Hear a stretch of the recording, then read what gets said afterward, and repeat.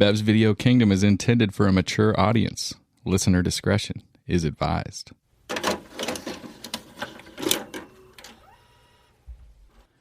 Bev's Video Kingdom is brought to you by Fat Guys on a Little Coke moving service.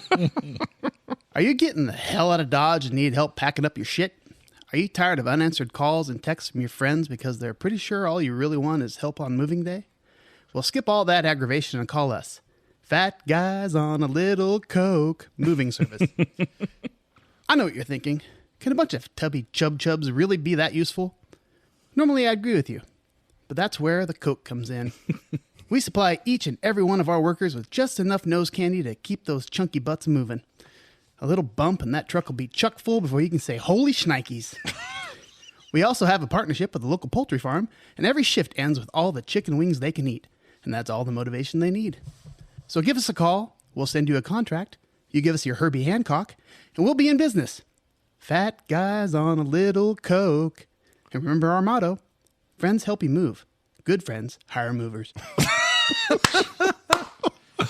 The number of commercials that Scott does about cocaine is amazing. I'm surprised they weren't getting Michael Caine by Michael Caine by Michael Caine. I literally thought about trying to work that in.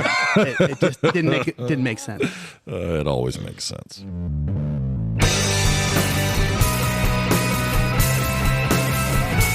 I wanna be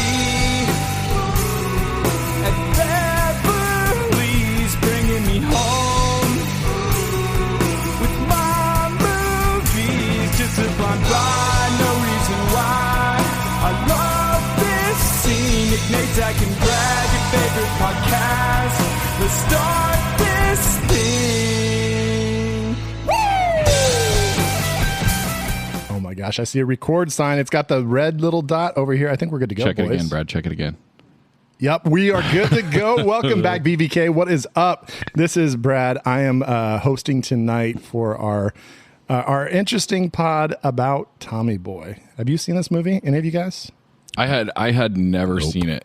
Yeah, no, it's a very obscure, like, I'd seen indie. So yeah, that's what You the way we're probably going. haven't heard of today. it, but Yeah, you know, I mean, if you're 3, maybe you haven't seen it. So I mean, we're in a very specific demographic, not that anyone Exactly. else has noticed, that we're like very, one track, but are we talking about our skin tone?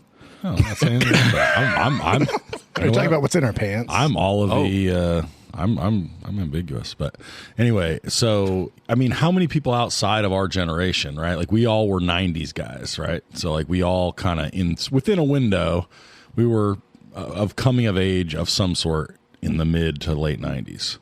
Specifically though, like junior high, high school, when this movie would have been the funniest came out. Yeah.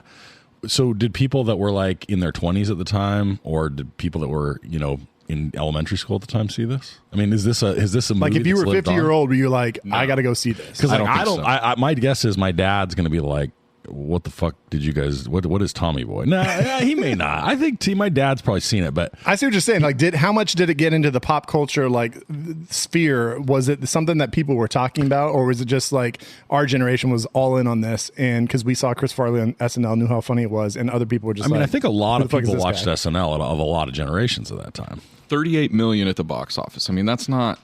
It's not. Yeah, it's not super stiff. I mean, It's not killing it. So I think people of a lot of generations watched SNL. Like, so at that time, I mean, it was kind of heyday, right? Like late 80s, early 90s. And while filming this, they were like full on filming SNL too, kind of going back and forth. So I think they were pretty. Yeah. I mean, they were pretty popular characters on the show. I would assume. I wasn't a big SNL guy. Something that happens, though, I think with a lot of generations, though, is they always look back fondly on like their generation's SNL people. And so I think this was the Adam Sandler, Chris Farley, and these people were like, oh, fuck this humor. This is just like they're like, this potty is, they're humor. they're no Bill Murray, Dan Aykroyd, Chevy Chase. Yeah. I mean, that's what I think that probably the older generation was thinking, because Adam Sandler was playing a lot of stupid parts and Farley was playing a lot. No, I'm just saying, like, comparatively to what the older generation was doing. I don't know, but maybe I'm wrong. So he wasn't really. So they filmed this, or it was in pre-production at the exact same time as Billy Madison. And I guess the guy's name was Tommy Boy was going to be Billy, I guess. Yeah, Billy the Third. Yeah. Did you read that? I did check that out. Weird. Yeah. So you guys both have access to IMDb, is what you're saying? Oh, no, I didn't actually get it on IMDb. Something called Metacritic. I thought you were going to say your inside sources. Inside sources I talked to David. Oh, that's cool. Spa day. My anonymous sources, said that same thing. So that's pretty cool. But it's a 95 when this comes out, and it's right there when they're starting to unleash Adam Sandler and Chris Farley onto the world with feature productions. And Chris Farley, we're going to talk about later, just because there's a lot of interesting things about his career. But I just want to first kind of comment. One, this movie is directed by a guy named Peter Siegel, who's done quite a bit of stuff. He has a lot of things on his resume. It's written by a husband-wife team, Bonnie Turner, Terry Turner. But the funny thing is that I think there's only one scene in the movie that was actually written by them. After that, it completely got rewritten by the director. So it's one of those movies where it has the taglines as the writer are this couple, but then he came in and basically completely changed it up and said it was a shit movie without his changes. So well, then there had to be a lot of ad-libbing, and because I know the fat guy in the little coat thing was a thing that Farley used to display all the time in the Saturday Night Live offices. So they definitely took a lot of stuff, and ad-libbed it. You got to think this group, right? Like you got to kind of let them run wild a little bit, because they're so funny. And the physical comedy is such a big part of it that you kind of play into that. That plays into the dialogue. Yeah, I mean, you could say I have Chris Farley in mind for this part, but once you get him actually in front of the cameras, there's going to be some shit he's going to do that's going to just blow your mind, and he's going to do some wild shit, and you're just going to be like, okay, we got to keep that in there. Mm-hmm. So, of course, there's going to have to be some. You're not going to go strictly by, no. You have to say these exact words, Chris. Like, you're not going to put that. You can't do that to the SNL guys. Like, that's just the way it's not going to work that way. So, Tommy Boy, I did not see this in the theater. I know this is something I saw later. It wasn't. I wasn't running out to see all of the Adam Sandler movies. I don't know why. It probably should have been my wheelhouse, but I was sneaking into R-rated movies and stuff and trying to catch a little boob here and there, and that was just not something I actually did. So, did you guys catch it in theater? Oh yeah, for sure. Oh, definitely. Really? I did not see it in theater. I remember seeing it on like a buddy's VHS though, and I thought it was funnier than I thought it was during for this rewatch. So this was a time for me when I saw everything. Like there was a period of time when, I mean, everything is too strong because there was genres I wouldn't see, but there were fewer than today. Like I kind of made a point of seeing maybe 95% of the stuff that was released nationwide in theaters. So like probably most of high school, certainly by the time 95 came around, I was like, so I definitely would have seen this in the theater. And I was pretty huge fan of all the SNL stuff that came right before this. So like the Wayne's World, right, which comes in the early 90s, I was just amazing, right? And so I wasn't so much an SNL fan. Like I liked some of the stuff as I was just a fan of these kind of movies as they were coming along. So I remember like I loved it in the theater. That was one of the funniest things I'd ever seen. These were all BVK rentals for me. This was all something that I was catching, heading down to Bev's Video Kingdom and picking it up and checking it out at home. My dad, who like we shared a lot of comedy. Strange Brew and whatnot. Strange Brew and whatnot was definitely in our wheelhouse, and so he did not like the SNL guys. He did not like Farley. He did not like Adam Sandler. Like I said, I've said this before. Aside from Waterboy, that was kind of his own thing. But other than that, he just really didn't like those guys at all. And so I just wouldn't watch him because usually it'd be like, "Hey, Mom's gone. Let's go rent a movie and watch something." And he just didn't want to see Adam Sandler or Chris Farley stuff. So that's really interesting to me because I was thinking about this earlier. I've never really heard very many people say they don't like Chris Farley. Like you hear people say, "Oh, I don't like Will Ferrell," or "I don't like Adam Sandler." Especially there's definitely certain people that are either you like them or you don't. And Farley, I thought everybody loved. I guess your dad doesn't. So that's odd. It's a weird little like blind spot there that he just does not dig. Yeah. So I don't know. What we haven't talked about yet, and even said the word, and which is the name, which is a crime, is like David Spade. For me, I loved Chris Farley, but David Spade for me is like equally good and across a bunch of movies that are like this, really funny. Like I would say a bigger David Spade fan in the late 90s than I was a Chris Farley fan. He's a fantastic straight man for sure. Just incredible. And I saw him he came to the college I was at, and he did like a stand-up comedy, and I was just like, I remember this was like around maybe 99. I don't know if I was ever been more excited to see a show. Like I was like, David Spade is going to be here in person. That's the fun. Was it great? Was he awesome? He was pretty funny, yeah. But I think although at the same time I was like, oh, okay. Like I like David Spade's roles, and I like him as an actor, and he's funny. And I thought he was funny as like a stand-up, but not like, that wasn't his deal. But it was good. But I just remember like how much I liked him. And in this movie, he's perfect. Like, they do Black Sheep together, right? Which is what, 3 years later? Yeah, not too long after. And it's kind of a, different story, same dynamic. Exact same dynamic. And for something about it is like, just like, it's definitely the knockoff, but David Spade is a total revelation in this for me. Which is funny because Black Sheep is like absolutely forgettable for me. I can't think of I watched it. I know I watched it, and I cannot think of an actual like scene from that movie that I can remember. Like I don't know how it was. So they didn't meld together for you, because I was just like they made like a super movie in my head, and by super I don't mean good. I just mean like a long one.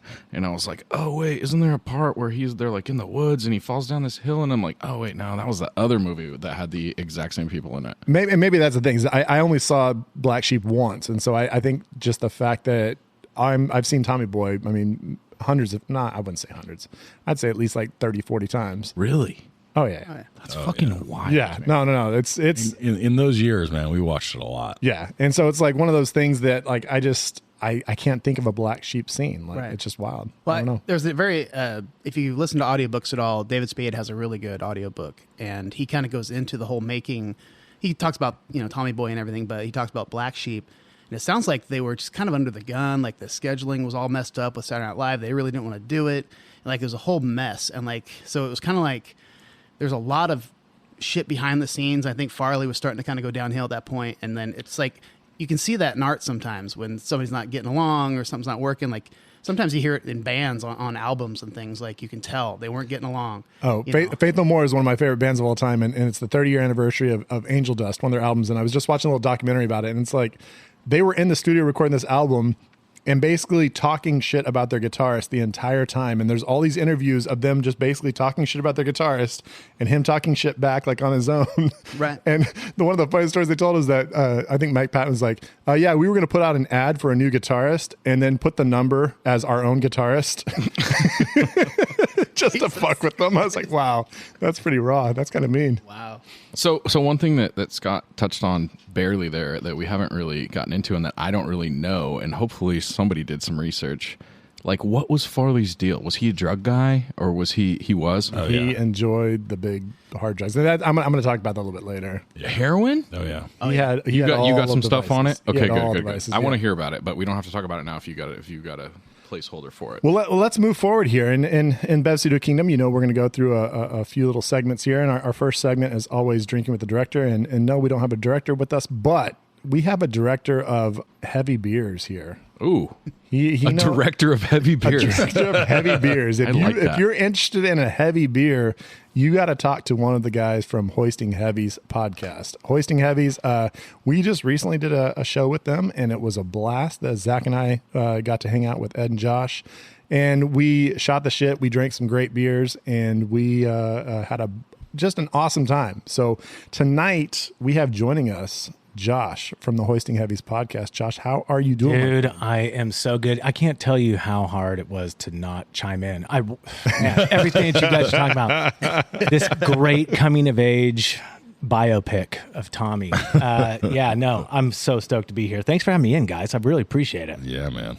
Speaking of which, you mentioned director. By the way, I need a business card that says director of heavy beers.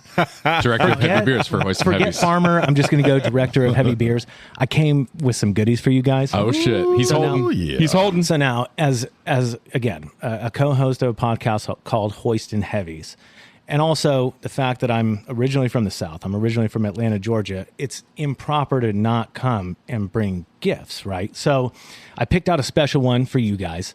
This is one that I've been trying to get in this area now for about 2 years. And finally, I was able to talk to one of our local bottle shop guys to get this beer in. It's taken 2 years to do it. They've finally got distribution to the West Coast. This is the Sweetwater 420 IPA, right from Atlanta, Georgia. I've got a 4-pack for you. Oh, wow. I've got a 4-pack for you. Oh, thank you.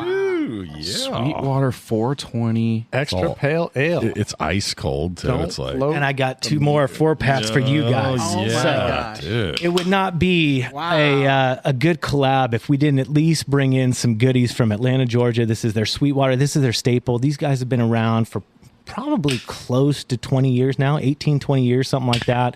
When we moved from Georgia, all those college parties. My brother went to University of Georgia, so when I went down to Athens Bulldog? and visited him, he was a Bulldog. Gotcha. Yep. They would always be serving the Sweetwater, and of course, I was 21 and in high school when I went down there to go taste on these. It was near and dear to my heart. These One were of some of those the first 21-year-old beers. high schoolers. One of those 21-year-old high schoolers, exactly.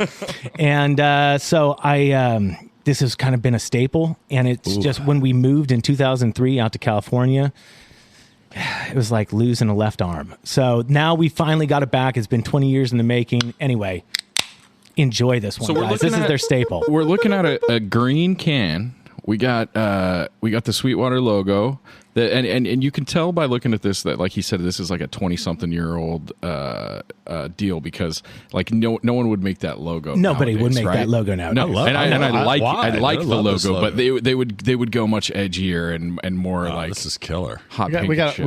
is that a rainbow, Rainbow trout? trout, It's a yeah. rainbow Right trout. there, yeah. And it's got Little the little highway sign, established 420. reminiscent of the color scheme of Sierra Nevada. A little bit. yeah. Little bit. And it says independently brewed since 97. 97 is a great year. This is a Nate and I graduated high school 97. So Yeah, we were that's 22 at that time, I think. old as fuck. I just want to throw Josh was cheers 4. out. Josh, thank you so absolutely, much. guys. God, Absolutely. Cheers to you guys. Thanks Thank you, again man. for having me in. And again, their killer motto: don't float the mainstream, man. So ASMR. enjoy that. Now, yeah. So now while we're tasting this yummy Well, beverage, what are you drinking? There, Well, buddy? I'm so glad you asked me. I walked back in here into the Bosco Jenkins Cantina, and I was delivered a BVK IPA, which I am a huge fan of. This beer is definitely on one of my... Seriously, I'm not just saying this to blow smoke up your skirt. One of my favorite IPAs is this BVK done by Last Call. Walt, those guys over there, Mosaic, Cashmere, Azaka. This thing's a straight slayer. It's an assassin of beers, dude. It's got the perfect ABV on it. Crushable, as you say. Very, very crushable. This is my typical lawnmower beer. Just right in that ABV that I like to be at. This is 7.0, so it definitely tips the heavy scale on the It'll get ya. hoisters. So yeah, it'll get you. So this, Your so this 6.8 is yours, right? 6.3 is my. 6.3, That's okay, my. okay. That's my. Gotcha. That's my minimum. that's your minimum On for the a heavy heavy- scale. For a heavy. To be considered a heavy. So is it? So what's a Sierra Nevada Pale Ale? It's about a 5, Yeah. believe it or not, like a 5 to 5.3, I think, if I'm not mistaken. So when you guys say heavies, are you talking about alcohol content or like? Because I've always kind of wondered about They're that. talking about boobs. It's just a. It's absolutely. a. I The love whole thing's a heavies. We're euphemism. talking- yeah. We've discussed numerous times the best. What is it? An adjective? The best adjective for Yeah. boobs is heavy. Euphemism. Oh, adjective. Yes. Yeah. Yeah. No, I'm glad you asked. Actually, we do our podcast pantless, and we just always have our dick in our right hand, so we're constantly Just hoisting his. heaves. There you go. But no, that's a great question, Scotch. Josh got a dick elbow over here. He's like, So we do, the heavy term alludes to the ABV typically, but really it's an ode to the craft beers, right? Because these guys putting out these craft beers, if they're putting out these delicious, IPAs or whatever they're doing, whether they're going for something that's hazy, the West Coast style, typically, in most cases, everything is, 6 or above, right? So when we started figuring out, what are we going to name this podcast? We just constantly were drinking beers from a lot of the microbreweries that were local and, kind of over in the Monterey area, San Diego.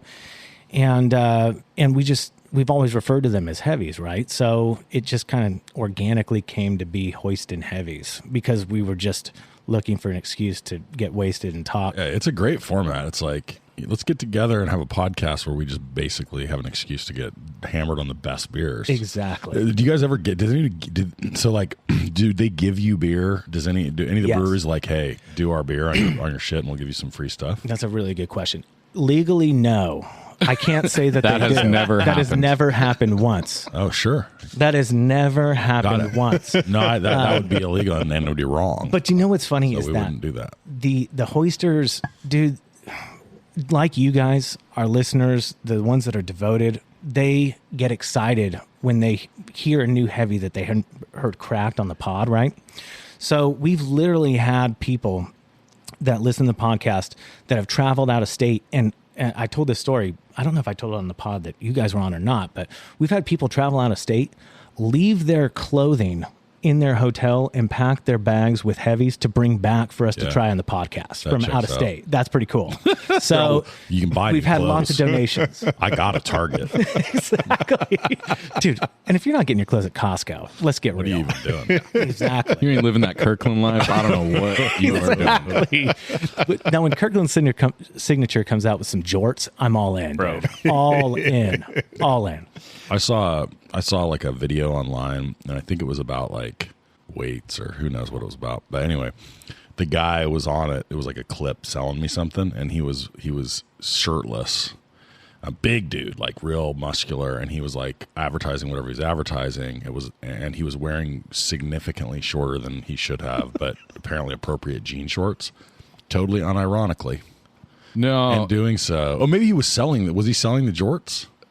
Yeah, but it has But he's to be doing ironically. deep squats. You think it was no, it really? was dead serious, bro. If it was ironic, I think that's where we're at. Was he trying to like start a trend? Is this No, like I'm he's saying like, I think that's where we're at. I think that the people of today are like all in on short jeans. Like that's not weird. That's not ironic. I can't wait till it anymore. comes back to basketball. Oh, buddy, it's back.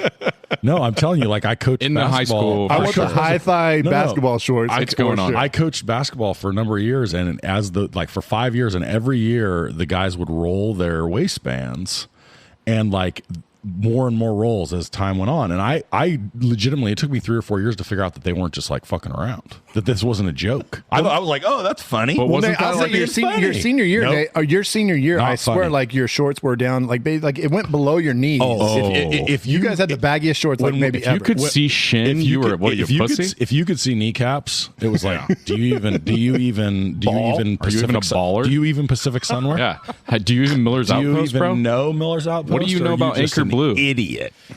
I'm telling you, man, it's like a crazy cycle. But That's so wasn't that weird. funny? That is so weird that those things just go up and down. Like the hem of your shorts is just up and down with different trends. And But the shorts keep getting shorter and longer. The balls just keep staying the same length. You know what I mean? that's a great movie quote. I love it. Actually, I was watching that. So I'm actually currently wearing jorts. I love them because it's like being able to like go casual work attire because I work in jeans all the time anyway. So I feel most comfortable in jorts. Anyway, I was watching this this new documentary that came out on Netflix about the fundamentalist Latter-day Saint Yeah. deal. Oh, I with don't Warren know. We Jeffs. talked a little bit Stay about that on your pod. That's for sure. right. My mom watched it. She said it's really cool. Dude, it's a wild documentary. I recommend it to anybody. Actually, I had nightmares after I finished it. I was like very concerned about a lot of things. But nonetheless, there's this one part, spoiler alert, where Warren Jeffs, the leader of the fundamentalist church, who we've all heard about, he was on the America's Most Wanted top 10 list, gets pulled over. They've been looking for this guy forever, right? And he's been funneling, $300,000 a week from fundamentalist church money into his being on the lam. And him being on the lam was like literally him traveling with his harem of like his coolest wives, not like his super young wives because they couldn't get in casinos and His shit. ride or dies. Exactly. His ride or dies. The ones that are in it to win it. Can't deal with that immaturity. Exactly. You know what I mean? No, dude, you in a can't- wife. No, or I mean, sex. listen, those are the mothers. Okay, you take the hot ones on the road with you that can get in the casinos. Anyway, they got this picture of him pulled over, and this is like probably after this sweet bender at one of the casinos in Vegas, and he's wearing some of the most radical jorts. Oh, dude, he looks so good. Actually, it made me wonder why, like the FBI. Like even storm that place. Like literally, let's get 5 of the hardest dudes in Oakdale, and we'll just go down there and beat the fuck out of all these little pedos. I mean, honestly, like why? Like this guy is right there, behind on the top 10 most wanted list, behind Osama bin Laden. Is this nerd? He looks like Bill Gates' little brother with, like all his little nieces there with jorts on. Come on, dude. We can beat the shit out of this guy. Oh, anyway, man. Sorry, I digress. Do you hear that, Oakdale? That's a call to action. That is a call to action. It'll be just like Hell or High Water, just a bunch of hicks in freaking tall trucks, the guns just like screaming down the highway right at Warren Jeffs. That's Proud Boys if I've ever heard of them. I love when you bring Hoisting Heavies onto the podcast because our Drinking with the Director segment is going a little long, just starting. I love it. Because we've heard what Josh is drinking. Now we got I see Scotch has got a bottle in front of him. He's got probably a story about it because if Scotch has a bottle in front of him, it's got stories. So real quick before Scott talks, I've been sitting to the left of Scott, and there's a breeze that comes through the cantina and it kind of moves this way past me, past Scott, and then to me. Oh, you're getting all the flavor profile? I keep getting a smell of whatever he's about to talk about right now. And I think that if we just like kind of poured a little bit on the carpet, we could just like burn this whole fucking place down. This shit is fucking it can't be any worse than rubbing alcohol. Fans, if you did not listen to our last Top Gun podcast, just know that there was a new segment introduced, which was Scotch Beck drinking whatever whiskey some dude at a party just gave him. Oh, out of a mason jar. So it was a segment. Bro. It was a segment. If you have not listened to that, please go back. It's in my collection right over there. I can grab it again. If you guys want. Please, Lord. love of God. Dude. I'm actually impressed that you were able to hoist that glass of crazy mystery moonshine up being as oiled up as you were. That's impressive. Was pretty oily. That is true. He's always the oiliest dude that's ever going to be. when we decided to have him play volleyball, I mean, you got to have him oiled. Have you got the dirt out of your beard? It's still in. Every once in a while, it's like glitter. It's like, never comes clean. He's like hitting up the whiskey guy. He's like, "There's dirt in your fucking whiskey." He's like, "Bro, that's your beard, dog." Just never go to the strip club in the desert, dude. That dirt will never come out, or the glitter. They just bind together. I'm drinking. It's actually not that potent. So you're just smelling something beautiful. It's coming over me, and I'm like, "Holy shit!" This is a Japanese whiskey that my brother gave to me. Is it really for my called birthday. Mikaki? I think it's Kamiki. I think that's right, Brad. In English, you start reading on the left, but Brad's learning. Nah, hard disagree. I think Brad's right. I think Brad is right. Definitely, it's Mikaki. I'm glad Me's first name wasn't Boo. Yeah. So that'd be a different whiskey. Since this is a visual medium, it has some cross swords, and there's letters Ka, Mi, and Ki, which I assume was Kamiki, but the Mi is above the Ka. So it could be Mikaki. Well, you got to keep your me above your ka. Yeah. Especially if you're riding solo. You're wearing the short shorts. You definitely have to. Yeah, no doubt. You zip up those jorts. You don't want to get your fucking me's above your kas. So is that an imitation Scotch? The Japanese, but yeah. So it's I know they can't call it Scotch. Can't call it Scotch because it's not aged on Scottish soil. Which to be Scotch, it has to be aged for a year and a day on Scottish soil. But so the Japanese they fell in love with Scotch whiskey. They make some of the best whiskey on the planet. The single malt whiskeys are so good. And this one I'd never heard of at all. Got it for my birthday.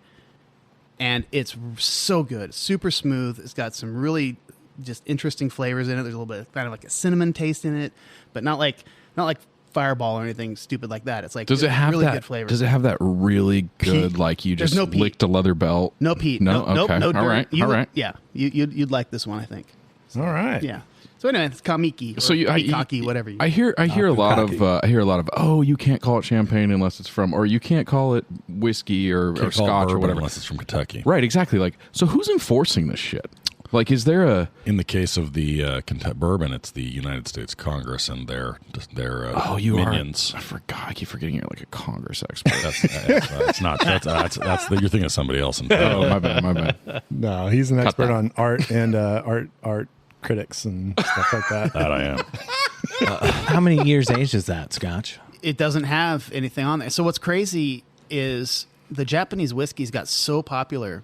So there was a particular one, the Yamazaki 18, I think it was the sherry cask, won the best whiskey according to the Whiskey Bible a few years back. It was probably like 10 years ago at this point. And there's the first time a non-Scottish whiskey won their top award as best whiskey in the world. And as soon as that happened, fucking Japanese whiskeys just went crazy. Everybody was buying them up. But it's a futures thing, right? So like you can't just there was no supply in the beginning. Everything was getting bought up, but then they have to make it. But it takes a few years, right? So it got so popular, and the prices went high, but then they started running out. then they couldn't guarantee an age anymore. And so there's one called the Hibiki 12 that you can't get anymore. It's called the Hibiki Harmony now because they can't guarantee an age. Because they're like, it's actually only 6, and we had to sell it because people Or if you get a mason jar from a dude's trunk, it's like, oh, this was aged 3 weeks. Right. No, he said it was a couple years, if I remember right. I honestly don't remember. He like pulled the gym sock out of it and put the lid back on and gave it to Scott. And Scott was like, "You guys want to try it?" He squeezed for extra flavor. He squeezed that gym sock out. That was such a good bit on that pod, by the way. I mean, you had so much certainty that it was totally like straight. Like, gonna be okay. It's gonna be good. No, there's not gonna be like roofies or jizz in here. Of course, it's gonna be. And we all totally passed it legit. around. We said if he didn't die yet, we're all gonna try it. No, you guys were all committed. I To be love that fair, about you guys. You I have would trust. drink jizz with all you guys. Just so you know. Well, if that mock cocky was bukkake, that's what we'd be doing. That's what it you was. know, that's what we'd be doing. a mock macaque. A lot of pineapple goes into that scotch. Nate Dogg, apart from this delicious Sweetwater, what do you got going down? I have Diet Pepsi without grenadine, and it's not as good. I'm just going to be honest. That's terrible. He's like, is there even any sugar in this? Yeah. You're wearing your shirt. You're wearing your shirt representing our podcast, and you're not even drinking grenadine. Yeah, I know. It's pretty disappointing. But Well, I will told him say- he had to bring his own So- because it was the last minute. It was. With Scotch hosted us here at the cantina last minute. So I'm not a big beer drinker. Like I came to drinking late in life. I was like 30, 31 before I had a drop of alcohol. Wow, nice. And You must so- have got good grades. Yeah, I did. It was really boring. So anyway, that went. He was poor. the best DD ever. Bunch of bad choices there. awesome. And so then I came to it, and I kind of went really accelerated through all the early stages, like Boone's Farm, and then the next day I was on to like Zima's. He skipped Zima's. And somehow I just like the beer didn't at that time, it didn't grab me, and so but I occasionally will have it. So this is really good, the 420 extra pale ale. Dude, I'm glad you digging like this, it, man. yeah. So For a 5.6, it's pretty flavorful. I think Yeah. it's 5.6. Yeah, it's really not good. necessarily a true heavy, but it's a staple. So, sometimes you just go with what you got. we talked about in the Hoisting Heavys pod that the idea that beer back in the day, everybody was drinking Bud Light, Coors Light, Keystone, whatever, and then it was like, oh, if you're drinking Budweiser or Keystone Ice, it's like, damn, you're hardcore. Damn, that's a redneck if I ever seen. And now it's like, if I'm drinking just to kind of chill, I'm drinking a 6%. I'm like, I got to take it easy, man. I'm going to drink a 6%. Gotta chill out a little bit. Chill out a little bit and just have that 6.5 and just fucking. I'm not trying to drink tonight. Yeah, I need to run it back a little bit here. So Josh, we've been talking about kind of doing some crossover for a while, and obviously part of it is that we like to drink and talk a little bit about our drinking on our pod, but it's also because you're a movie guy. I love movies. Yeah. Dude. I'm a big movie guy, and dude, I hate to say this, but nowadays with all these streaming services, it's kind of easy to fall into some of these like extended series that you can watch because they're just as good as movies, but they have more opportunity to develop storylines and characters and all that. But dude, movies are near and dear to my heart. I mean, if I'm home with diarrhea or something, I'm going to watch movies. That's what I'm doing. I'm pulling out all the stops. The other day I just ran through. You've got a TV in your bathroom? Is that what you're saying? I do, actually. It's called my iPhone For my 13. extended And diarrhea. you could take a 2-hour slam and get through the first 2/3 of Godfather on the iPhone 13, no problem. No problem. It's beautiful. you can think- take it with you anywhere you go. Do you think the new, the new movie's coming out, it's going to be 3.5 hours, like all these really long movies, do you think that is a direct reaction to these people that have 10 episodes to do these big overarching storylines? So you're saying they're giving movies more leeway to be longer? Or directors want to be, they see what can be done on premiere television series, and they're like, okay, we need some more time to develop this shit. That's a great question. And like I I said, don't know the answer to I it. just ran through Godfather the other day, Yeah. and literally, okay, so this was something that when it came out was on VHS, right? That was like the latest and greatest. Yeah. 2 tapes. Yeah. And Two it was tapes. there was an intermission in the movie, right? When you so I like you guys, I worked. My first job was at a video rental store called Oh, really? Screenplay Video in Lilburn, Georgia, and my job was my older brother worked there. So because I was the young pup, 15 at the time, my job was to put away the adult movies. Did you do anything? You did all the work, right? I did all the your work. older Dude, brother, as soon as you started working there, dude, never did anything My again. older brother's macking on all the girls, giving out free popcorn, maybe throwing ropes, red ropes, whatever the whole deal. Throwing ropes. I was the grunt, right? So my dessert was getting to put away all the adult movies, but there was the occasional drop box where you had to rewind them, and it was like those 2 video cassettes, like Braveheart, for example. Oh yeah. You would have those big bricks that they'd bring back in, or like Gone with the Wind, Titanic, all these, So I got to enjoy, all that. But no, definitely my forte on the adult video service is like I could spend hours putting those back. Just hours. Speaking of rewinding VHS tapes, I saw something on Twitter that just blew my mind. The new Tesla truck, somebody compared it to like the old school, like, you had your individual tape rewinders. They said it looks like the tape rewinder. Yep. Like The popped thing that just open. pops up, yep. It looks like it's popped open. And if you look at the Tesla truck now, it definitely looks like Be the Kind old school Rewind, tape man. Be Kind Rewind. So what's your like you don't have to give me a favorite movie, but like what are some of your very top you love? It's very eclectic, but I will be I'm straight up honest with you. Okay, my top 3 favorite movies. I just mentioned one of them. Braveheart is one of them. But my all-time favorite movie of all time, Ace Ventura: When Nature Calls, is my number 1 movie of all time. Number 2, Forrest Gump, and number 3, Braveheart. So what does that tell you about my movie taste? That you're a deep person. That sees a lot of movie. So not the first Ace Ventura. No. The That's a second good. That's one. so Interesting. The second one, when he gets birthed by the rhino.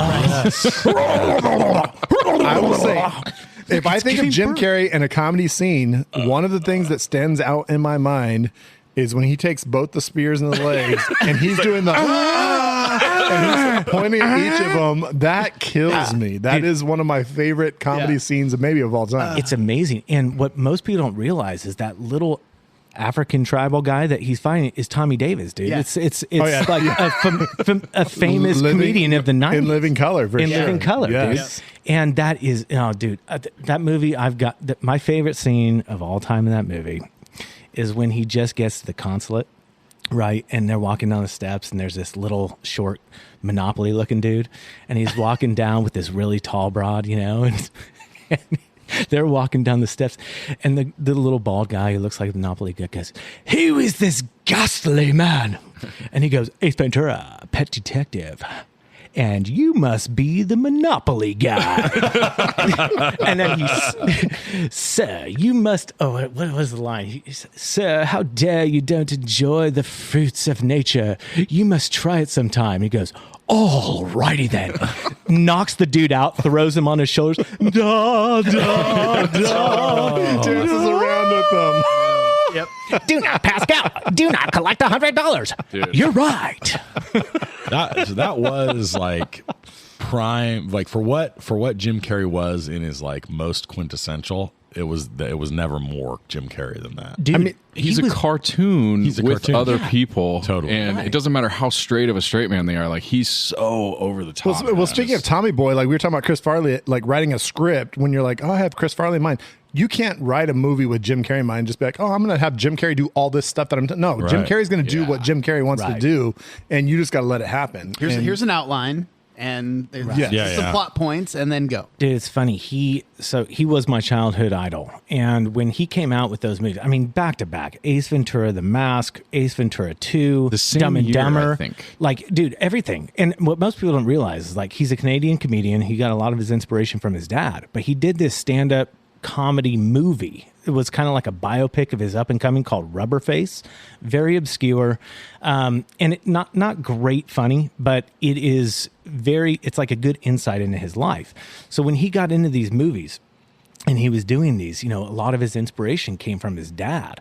And so you got to remember, when he was going through the In Living Color stuff, this dude was banking like $20 million a movie during this like very consolidated point in his career. He could have retired back in 96 and been good, but then he put out Liar, Liar, and that was like a game changer, right?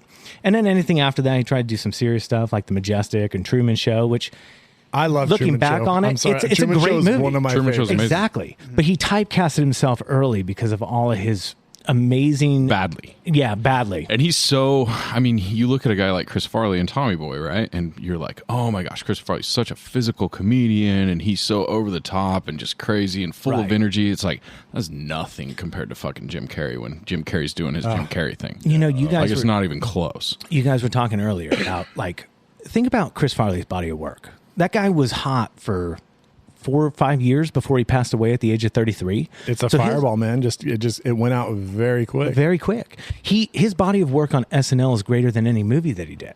And I think a lot of people that look back on like Tommy Boy and Black Sheep and like Almost Heroes, like you got to realize he was making these movies within 5 years of each other. He was I think what it is, he's our generation's Belushi, right? So he's got this legend status because it's what could he have been? Agreed. Right. So he did, Beverly Hills Ninja, and then in 97, which is only 2 years after he did Tommy Boy, is when he was found on an overdose after doing some crazy heroin with some prostitutes in a place, in the Midwest. So you look back on that body of work that he did, and I think it's so iconic because it's like, what could he have been if he had gone further? And then you look at Sandler creating the Happy Madison production movies and what he did, going into the early aughts and then later on in life, he would have been, it probably would not have been as big of legend status as he is now, but he kind of went out as a burning star, man. It's just, it's sad, but at the same time, he gave us gold and we took to it. So I mentioned earlier that on the pod a few episodes back, just talking about Chris Farley, just saying like, I want to see what he could have done as a dramatic actor. Like we're drinking with the director. We like to ask questions. Like I want to see like, in fact, when I was doing the IMDb research, there was like somebody was saying like Chris could have been a very interesting dramatic actor. Like he had the chops to do it. Like he had a presence about him. He could command the screen, and it would have been interesting to see like what he could have done later in his career.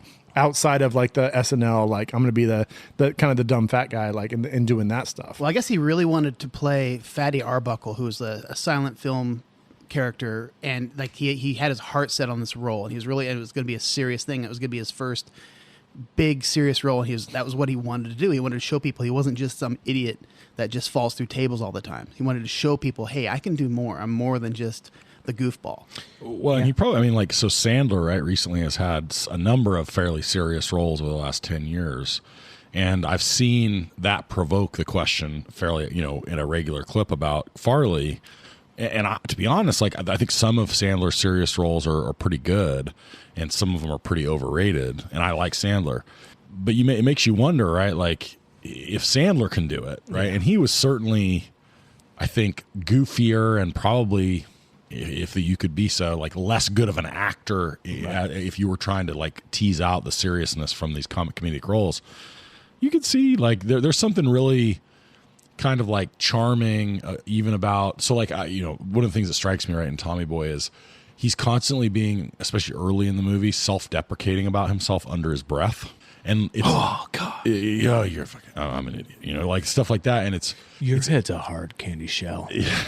And it's a very effective, like, change. It's played for the comedy, but it also is like kind of what makes the character charming. Is like he's not just a one-dimensional idiot who doesn't realize it. He's kind of, it's almost like, if you want to get really sort of like, existential about it, it's a little bit of what Chris Farley is as a person, right? More emotion than Adam Sandler for sure. Right. Chris Farley ends up, he's sort of described, I think, a lot of people as like a little bit of a downer, depressed person that has the like clown on the outside, and that's like kind of his downfall. And there's a little bit of that in the Tommy Boy character, right? And like that's part of what makes you kind of like have affection for him. When you watch Tommy Boy, by the way, the opening scene of that, when they got the fat kid who they typecasted perfectly. Oh, he was pretty good. I wrote that down. Just like Farley coming out, as he's, and then he pulls the holy that, yeah, exactly. But when you watch it, you're right. They encapsulate the self-deprecating part, but they also tie into this character in Tommy Boy where it's not about him. He's selfless in the fact that in this movie anyway, whether or not he had any influence on the character and the building of the script. Which, by the way, when they started shooting this film in 95, they did not have a good working script. They started shooting that film without it. And then they brought in Siegel to help kind of curtail, all the details, like a lot of the big scenes, like the deer in the car scene, that was Siegel. The scene with him in the dinghy out in the lake, that was Siegel. Like all these scenes that they brought him in at the perfect time because they had mishmashed the characters. They had the dynamic between Spade and Farley in this that was gold. They just needed to figure out how to bring it all together. And but getting back to like the character development, his selflessness in this movie of like, I understand I've got the keys to the castle. We could sell out. I could leave and make all these millions and live in this house, this whole deal. I'm willing to give all that up and do whatever it takes to make sure everybody else is taken care of. And I think that was probably a pretty clear representation of Farley. From everything I've seen documentary-wise and people that knew him filming SNL, he just had this demon sitting on his shoulder, and it was his addiction issues. But he had a heart of gold. And the way that he talked to people and treated people, people knew that he had this talent that was just absurd. And yet he just couldn't get away from that addiction. And I read that during the filming of Tommy Boy, he stayed sober the entire time and inadvertently created a caffeine addiction because he was drinking so much coffee. I heard some like going in between Toronto and the States. 20 plus like cappuccinos per day or some shit like that. Right. Or whatever. Just so he could get amped up. Just so he could get amped up because he was off the blow and the black tar and all that other good stuff that comes in. But when you watch him in that role, he does not look unhealthy. He looks fat as fuck. He looks like a thumb, but he also his eyes look clear, and you can tell he's hitting his lines and he's hitting his marks. And you said it earlier. So when Nate posed the question, like, can he do, or I think you said, can he do serious roles? My immediate reaction was like, no, I'm not going to believe him in that. But then when I think about the movie, like you guys are saying, like his earnest moments are like some of the best parts of the character and some of the best parts of his performance in that movie. It's interesting. I can't see it though. Well, but see, I think Adam Sandler versus, if you go Adam Sandler, I mean, because Sandler and Farley are kind of like they have their careers going at the same path. Sandler does serious, but Sandler can be angry though. Like Sandler has a more like mean spirit to him. Versus Farley's spirit is always very like kind of wholesome and like making fun of myself rather than making fun of others. Versus Adam Sandler can be like, I'm going to just dig on other people for the amusement. Well, like to compare this to the one we did a while back, which was Billy Madison, right? Like two things notable. One, exactly what you're saying, which is Billy Madison's harder to sympathize with because he's a dick. Yeah, like he's a dick. Yeah. A bunch of times, like in most of the movie, he's an asshole. I think we said when we did the pod on it that we were like, and like 5 minutes later she breaks up with him because he's fucking douche. And second, right? Veronica Vaughn. Veronica Vaughn. Actually, the fun, one of the funniest parts of that whole movie is Chris Farley. But the second thing is like, so Billy Madison, the dad, and his dad's dynamic with Billy is that he's perpetually disappointed with his asshole dickhead son. One of the things that's also charming about Tommy Boy is like Brian Dennehy's character is so like supportive of his son and so psyched about him and so like has such a good connection with him. And he sees the heart in his son. He sees that his son's got a good heart. He's not like, oh, you're just a fuck up who didn't get good grades and I can't trust. You're like, he's like, no, he connects with him. And so like there's a part of you that I think also likes the Tommy Boy character because you see something in him through his dad that you're like, oh, okay. It makes sense.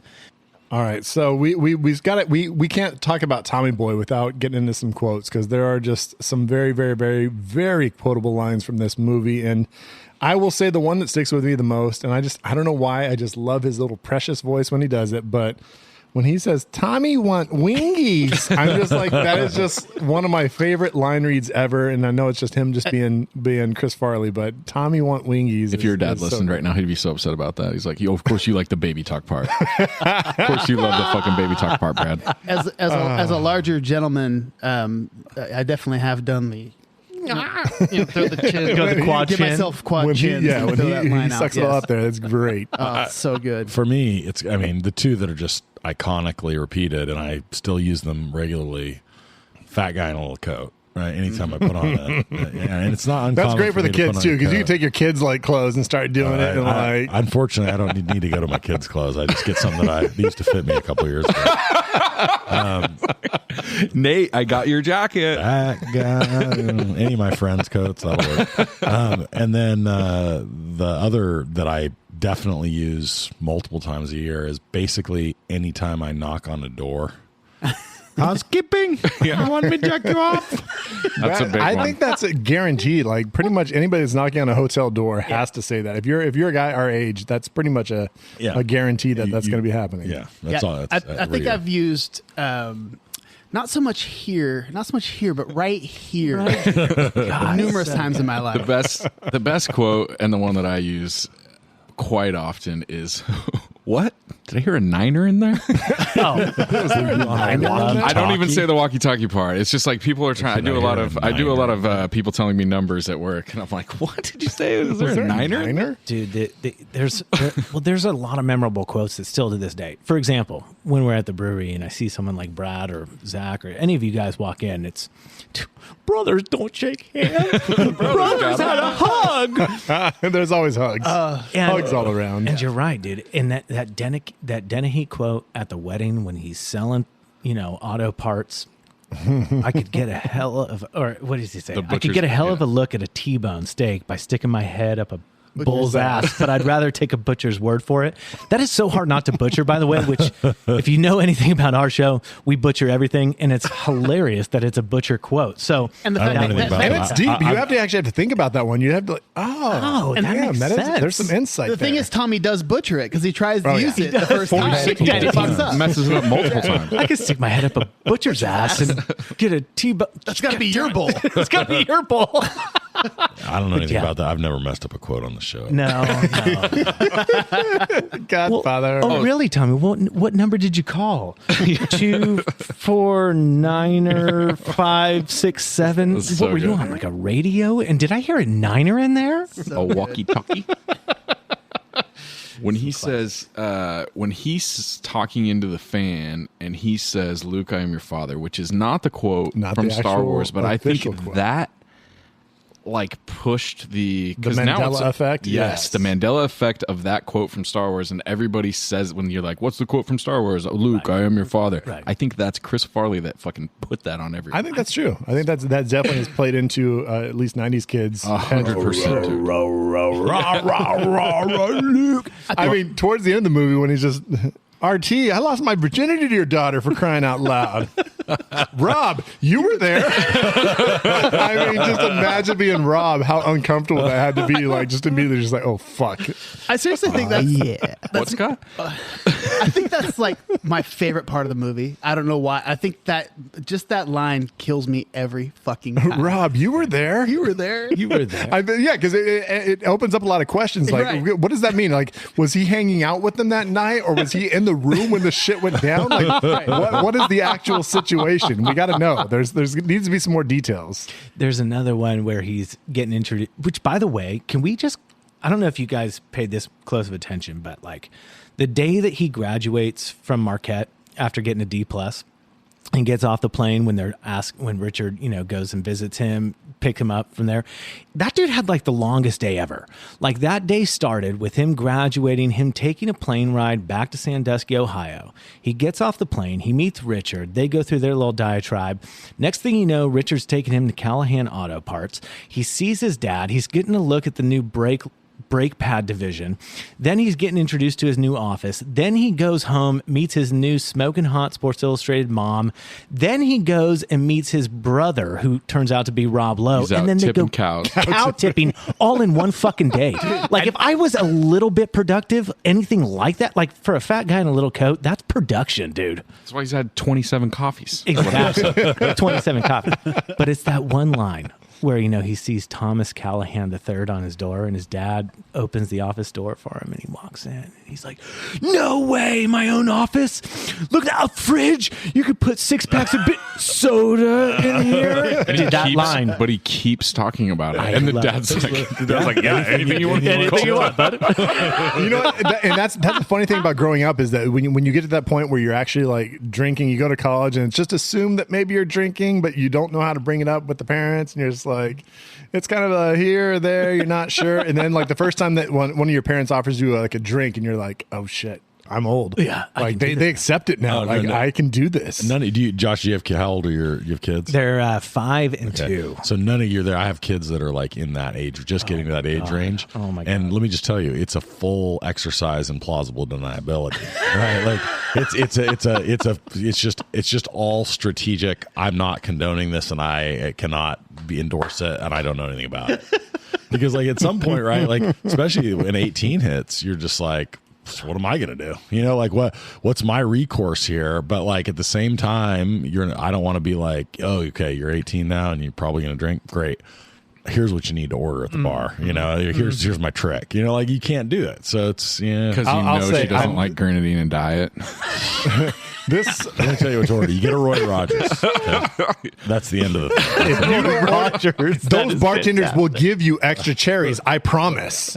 Just tip them $1. You'll get the extra cherries. Tell them maraschino. Dude, it's so funny what you're saying about the grenadine diet. So I saw this thing on the socials lately of this healthy Coca-Cola substitute that this chick was pushing on TikTok, right?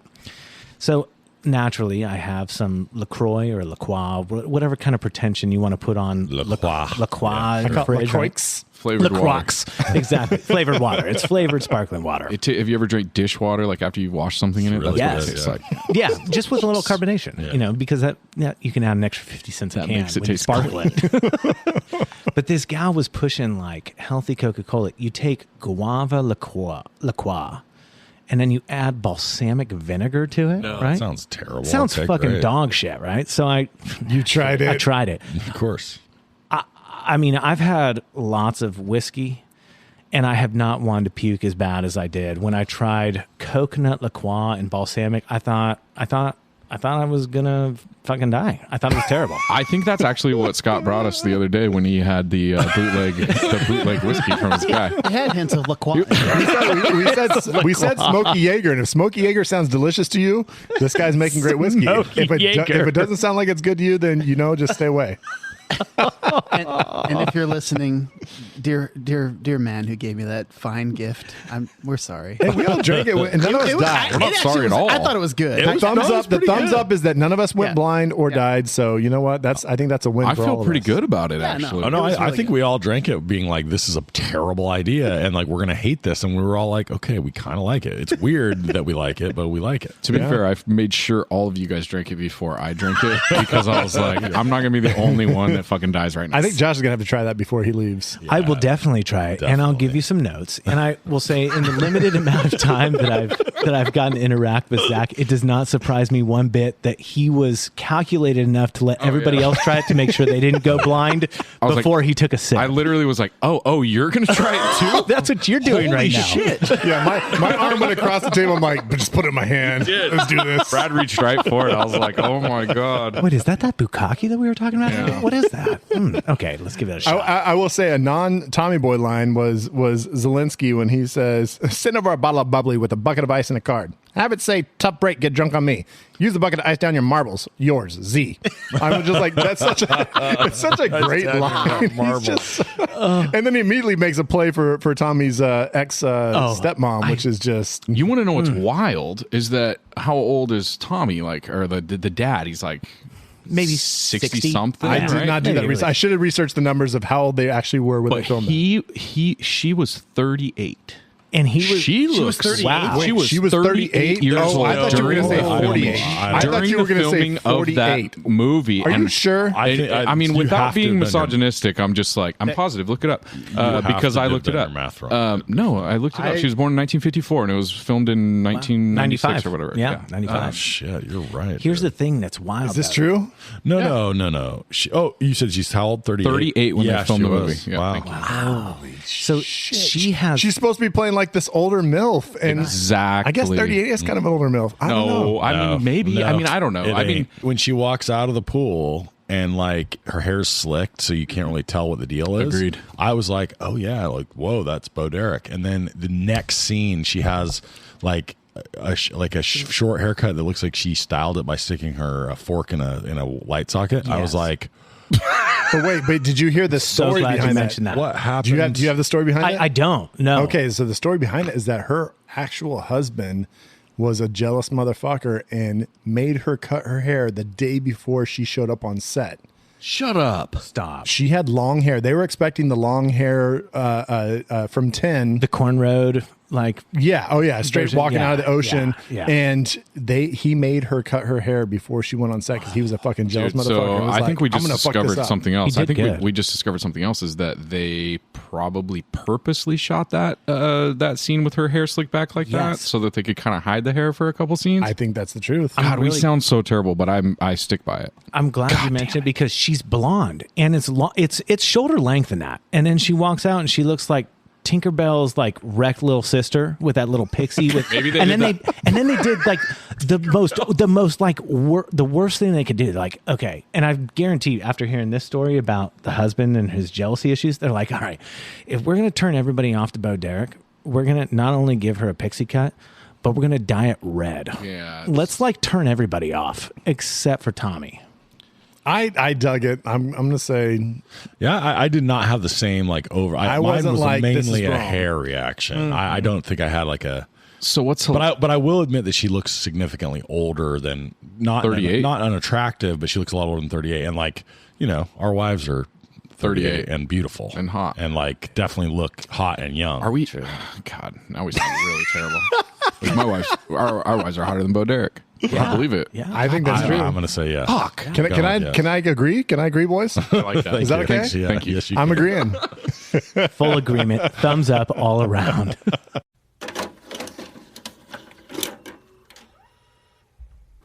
All right, folks, you know what time it is. It's time for a little bit called Shag Snag Body Bag. Is it a one-night stand, or do you hit it with a shovel, or take it home to mom and dad? It's like fuck, marry, or kill. It's Shag Snack Body Bag. We're going away. Yeah, I loved when you made up the Top Gun version. The Top Gun, yeah. We didn't stick with that. We changed back the old version. Or do you hit him with the fuselage or something like that? That's what do you eject him into the canopy? Yeah, there you go. That was good. It was good. Oh, all right. We're on Shag Snag Body Bag, and it's pretty self-explanatory. So I'm going to go ahead and send it over to Nate. I want to hear what you're shagging. What are you taking home and just ravishing because you are so into this? So I'm going to shag David Spade. So I thought hard about snagging him, but I David Spade for me is like, if you actually look at his career, he doesn't have that many moves. I mean, it's really this and Joe Dirt, right? If you're gonna really like, it's super quality stuff. And then there's other stuff, a lot of stuff on Saturday Night Live. He's definitely that's his best stuff. He's got a lot of TV stuff. A lot of TV, yeah, and he's got a lot of good TV stuff. But like, so I really, really like him, and like I was saying earlier, I'm a big fan. And I think maybe this is peak Spade. Like for me, this is the best he was. That's a good one. I would say I'm not a big fan of Spade, so I don't know if I can go that deep on him, but you're all right. That's fine. What do you got against the Spade, man? I think he's good as a role player, but he's just not. Yeah, but he's a great role player. He's like You need a good straight man. He's a buffer, yes, dude. He's a straight man. And he's better than a typical straight man because his his sarcasm level is like through the roof.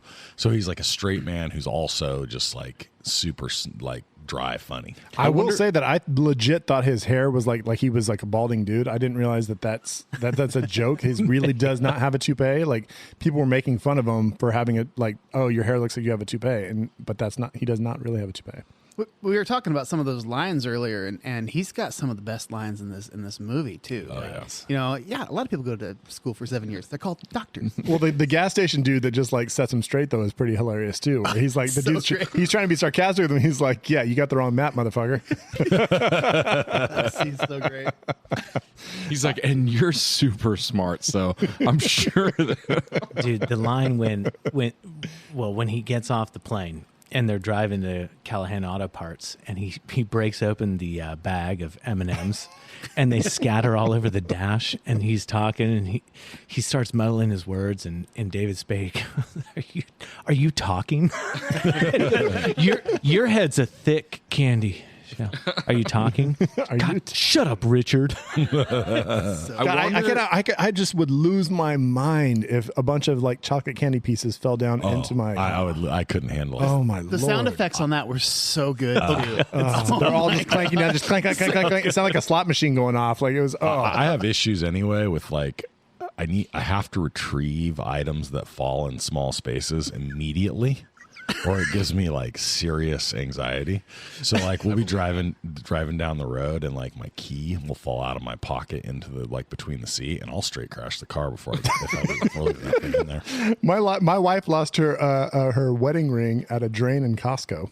Oh, over by full the all the remember vegetables and stuff, and I had to like actually hire, like Costco's like, hey, figure it out. And I was like, oh shit. So I hired a plumber to come in there and like actually like go down into the drain and retrieved her. Did you have to pay for his Costco membership or no? I had to. Did they just let him in? They let him in the door. Surprised. He didn't have a membership card, but I had to pay that dude $100. It's a good thing they have an all-you-can-eat buffet in there. You kill like 30 minutes before you get there. Nothing like some wontons. What the hell was she doing? So it was one of those things where she was in the cold area and her, your hand gets a little bit cold and it starts to shrink up a little bit. Shrinkage No, happens that is on not hands true. too. She told you that? That doesn't happen to anybody. I mean, my wife might have lost her wedding ring twice, and then that maybe she's trying to give me a message. You know what that tells me? She's probably lost it like 8 times, and these are just the times that she told you about. Maybe that's true, but yeah. So that was an incident, and it was not fun. Anyway, I'd tear my whole car apart getting those M&Ms out. Oh, hell yeah. Get your shit together, Miss Franca. What the fuck is happening? Pontiac For GTS. sure. Dude. You can't let those M&Ms go down the dash. Melt in your mouth. Kills the resale Melt in your value. mouth or in your heater vent. Hey, not in your hand. my shag is the bands at weddings. Like, I never really thought about this. I saw this, and I've never been to very many. I can't really think of any wedding that I've been to where they actually had a live band. Oh, I have for sure. I know my brother's band, Flying Blind, has played numerous weddings, but I have never been in an actual wedding where there was a live band. And in It's Tommy so dope. Boy, it looks like they have a lot of fun. They've got a great band, and they get up there and they do the little number together, and that's awesome right before he dies. And then I just think a live band and wedding singer, of course, that Adam Sandler. It's amazing. It can't just be any band either, because you have to be able to play a bunch of dance music because Right. people want to dance at the wedding. Exactly. And like Flying Blind is great, actually. They have so many like great dance songs. Thanks, buddy. I'm in his brother's band too. If you knew that or not. That was absolutely terrible. I'm talking like Scotch is not here, which is just, that was very wrong. Scotch Beck, I am so apologetic right now. Have you ever heard of Flying Blind? They're really Flying pretty Blind? good. They're overrated. Hey, Scotch, have you ever played a wedding before? I've played one or two. I was looking at Scott while I was saying, Brad's all, my brother's band's better. I don't than know how Scott's. my train of thought just put me into talking like Scotch was that was terrible. Are you guys anything like Hollow Point? Way to pull back a reference like that. That is, yeah. Oh my gosh. So I will say though, it seemed like a great time. We had a DJ at ours, and the only thing we went to the DJ very serious and said, "Here's the songs you will not play." There was a couple that we just. did you put Shout on the list? Because it's the best wedding We did song not ever. want anybody to get drop kicked in the face. So we left that out. That's an old BVK reference for you. If you know about somebody getting drop kicked in the face by the song "Shout," that's a good. Nice It'll little, happen, dude. I mean, nice it's a little fucking grab. war zone out there. But we've had that in your brother's band.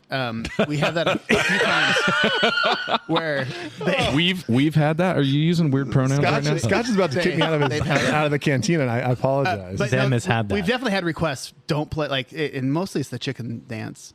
Don't play the chicken dance. Have you guys done that before? We've never played the chicken dance.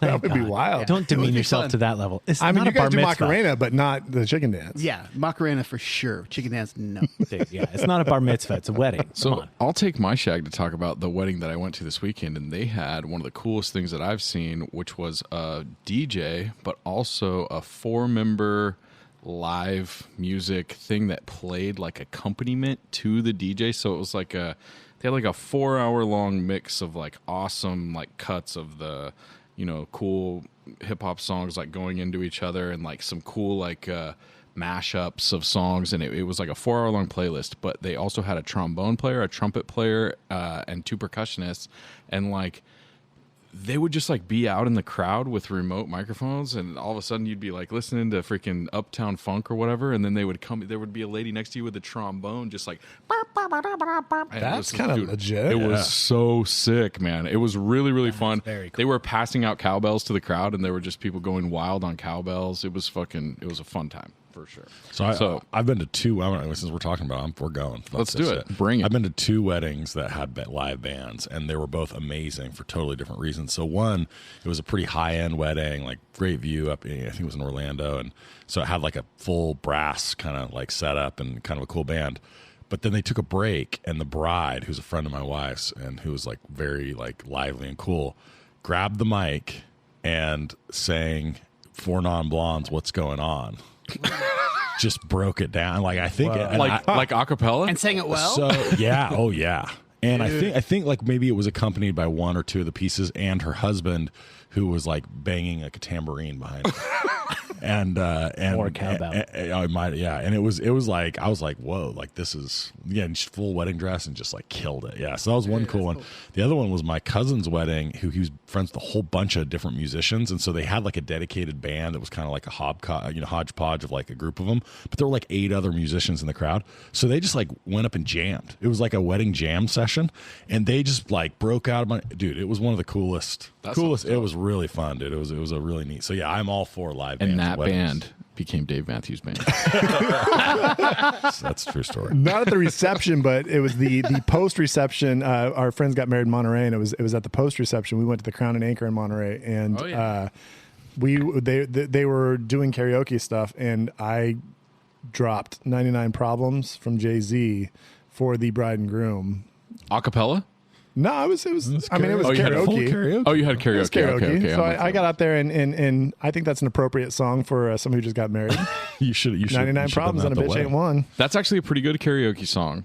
I at Crown and Anchor once did Paranoid Android by Radiohead, which is not a crowd pleasing karaoke song, but I was just like rain down and like doing some wild falsetto like during weird parts. It was sick, dude. Dude, at my own underappreciated at the time wedding rehearsal we did at Torrey in Modesto, and there's some good karaoke there. Oh yes. And I did Devil Went Down to Georgia, and my brother air fiddled the entire time, and I think did he a front flip one time off the stage and like landed on his back while he was air fiddling, and it was pretty sweet. So, Scott, do you know Brad's brother?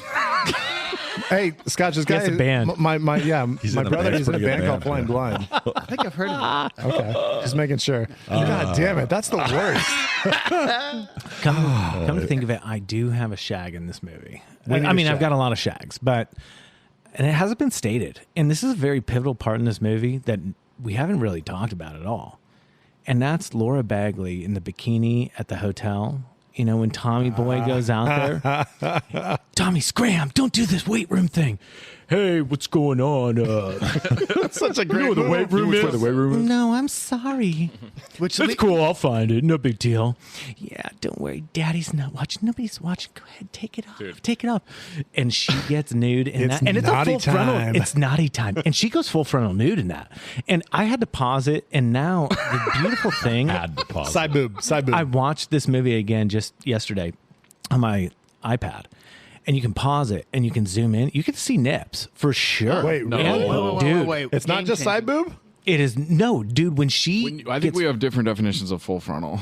Okay, and also she probably had on like the skintimate pants or whatever, but she definitely had tits out. And if you zoom in now with 4K and 1080p, he's pinching. This is true. He's wildly pinching. Dude, when the definition back then was they could get away with stuff because pixelated. It's a little bit more fuzzy. Exactly. HD, you see a whole new level of certain dude. You can tell when people don't shave now, but back then it was like, well, that might be a nipple or that might be a pasty. Oh no, they're nips.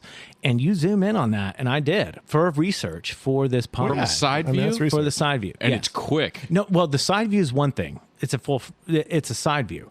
But when she gets fully nude and she's getting ready to dive in, yes, and she's getting ready to dive in from the hotel room, but it's far away. That's why you got to zoom in. Got you. And then you go in for the kill, and you look at it. And Laura Bagley's about ready to break her neck because she's jumping in, doing a dive in the 3-foot side of the pool. And you look in on that, and you're like, that is for real. Laura Bagley, my shag. So I saw some interesting that I'd never heard this before. Apparently, he was dating her. Chris Farley was dating her, and it caused some tension between him and David Spade. No way. And they actually there's some weirdness on the set at this point because of it. Spade introduced Farley to her. Yeah. Is what I read. And that, so he introduced Farley to her, and then Farley, of course, being himself, gets her into him, and Spade, of course, he was pining for her, and it didn't work out, and so that caused some tension between him and Spade. Unfortunately for Farley, Spade had like 30 more years of puss, and he didn't. But the interesting thing is that even though Farley goes in, you know, all brazen and whatnot, and he's got an attitude that's hard to reckon with, when you go back and so similar to that story with him and that girl at the time, I had read a story that there was a big fallout with that created like a day or two disturbance in the filming of this because of Rob Lowe being non-credited in this film. The fact they got Rob Lowe to play this role. Rob Lowe originally wanted to play David Spade's role, but they didn't credit him. They gave him the brother, quote unquote, brother role. And the fact that David Spade was hanging out with Rob Lowe and talking behind the scenes about how he was going out and hanging out with Rob Lowe and stuff really pissed off Chris Farley, excuse me, not Chris Rock, whole different movie.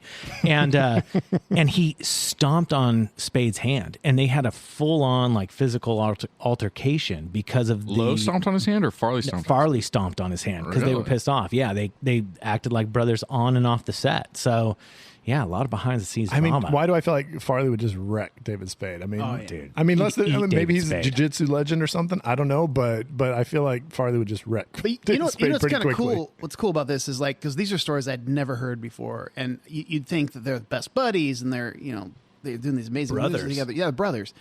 So, like I said, I listened to that audiobook from David Spade. He didn't mention one bad thing about Chris Farley the whole time. He could have dished. He could have said some things. But that was, and everybody I've heard talk about Chris Farley, they loved the guy. Loved him. We got to think that is this, like, it's almost like a black hole. When you go out with him, you know everything's going to be sucking into to Chris Farley, whether all the good and the bad, the drugs, the drinking, the girls, the partying, like just everything's just going to like just gravitate towards him. And so if you're around that aura, it's going to be just a lot of fun because everything coming into that little circle is going to be wild and fun and chaotic and crazy. And story. Yeah. Kind of like somebody we know. Oh, yeah. Oh, yeah.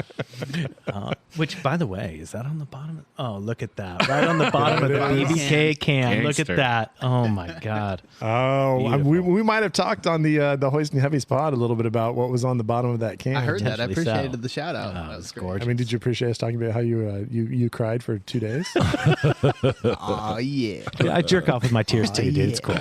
No big deal.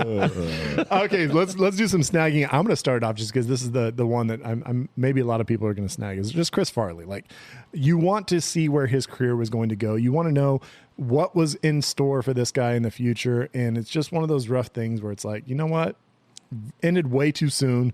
SNL, I mean, if you go back to the Chippendale sketch, which is just one of the funniest things I think I've ever seen in my life. Like, that's, if you want to just pinpoint one of my favorite comedy routines ever, is just Chris Farley just going all out next to Patrick Swayze as they're dancing and just trying to win that competition. Sweaty. And Kevin Nealon just deadpanning of why Chris Farley doesn't win.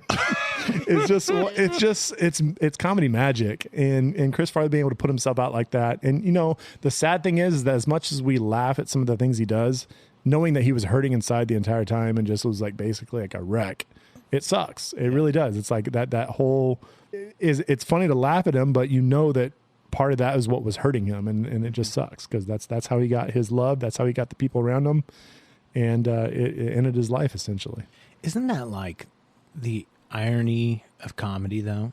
Like most of the comics that you hear talk, whether you listen to Rogan or beep, beep, beep, beep, beep, beep, most of the comics that you hear describe like their personal experience, they're all shrouded in trying to find out ways to get out of like their depths of depression, whether it's or if not that, at least like some pretty deep insecurity, right? Like where they feel really uncomfortable in their skin, Yeah. I mean, you think about all these guys whose career ended in either a premature demise or a suicide. It's like outwardly they can make everybody in the world laugh, and that's not enough to fill that void that they're feeling personally. And I think of Robin Williams. I mean, could you think of anybody else who makes everybody feel like they belong or that they have a place to laugh, and yet internally they're just it's dark, it's depraved, it sucks. And when you go back and you watch some of those bits, it's like, man, dude, just to think about what's going on up there, that was their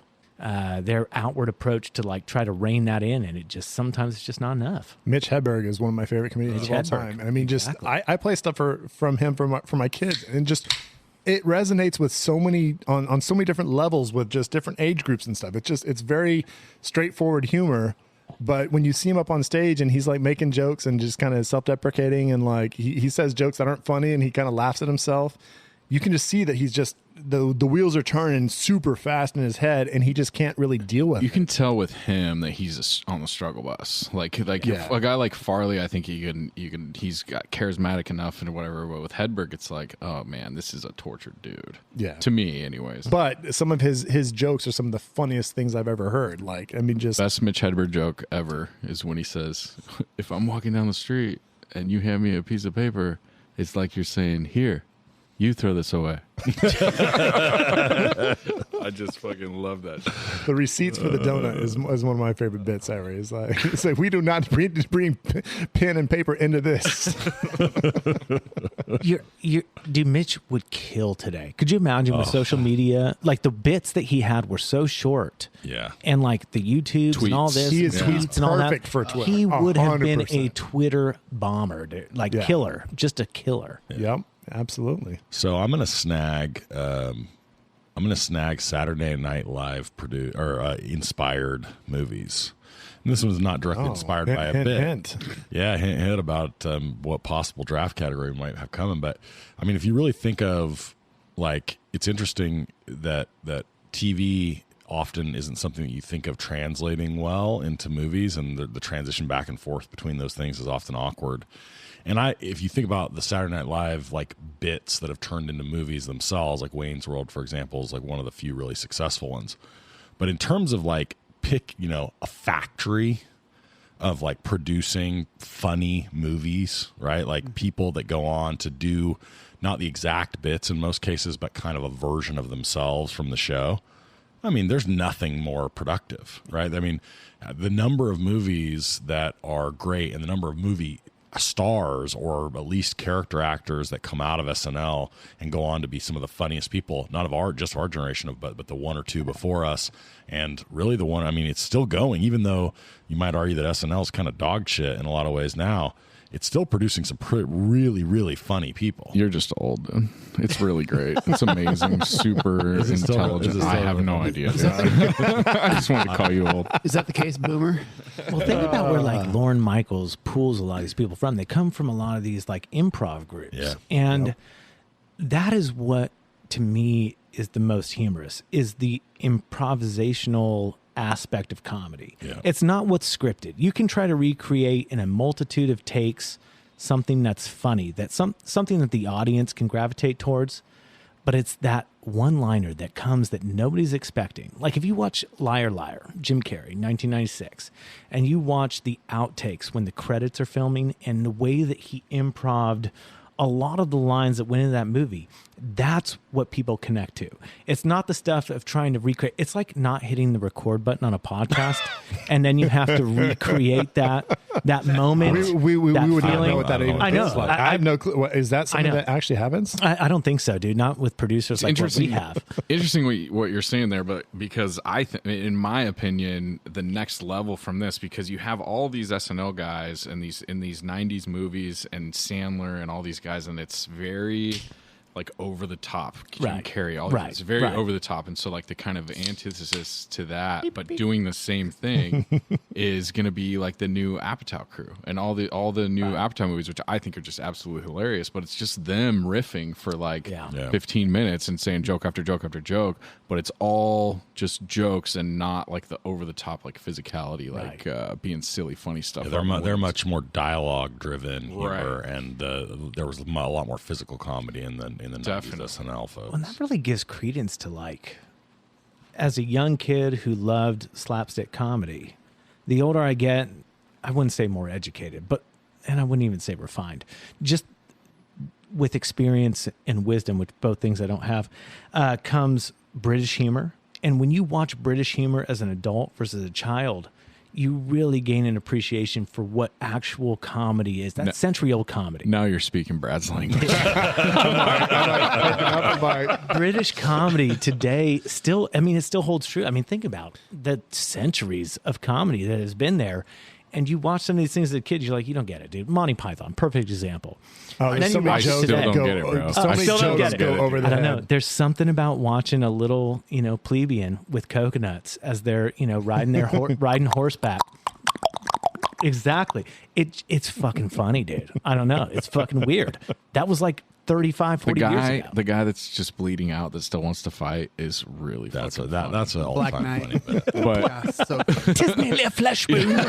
I mean, I get in this argument with a lot of folks because Nate and I, he's watched the British Office and the entirety of the American Office, and I'm a hardcore Ricky Gervais BBC Office fan, and I've watched the first episode of the American Office, and they kind of recreated the one of the first episodes, the British version, and after that, I was just I can't do it. And Nate swears by the American Office. So I love the British Office. I do, but it's. But they're different, though. I will say they're different. You literally, And I'm not trying to literally discredit watched the American only one. the only episode of the entire series that's an overlap. this is the difference. Michael Scott, it has a bunch of redeeming qualities. He's like the worst, but he has a bunch of redeeming qualities. And Ricky Gervais is just David Brent David Brent is a is piece all of bad. shit. and He's a piece of shit. his new special on Netflix was a rough watch. I didn't even get all the way through. I haven't checked it out. I I have didn't- I not didn't checked dig it it. out. It's interesting. The way that British comedy translates to American comedy can evolve, and you can make it appeasing to a large group of people. It's hard to do it the other way around. For example, try to recreate Seinfeld with British humor.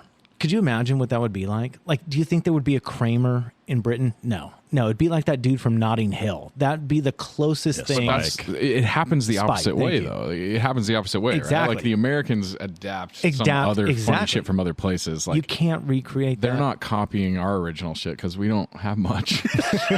We have so many sequels.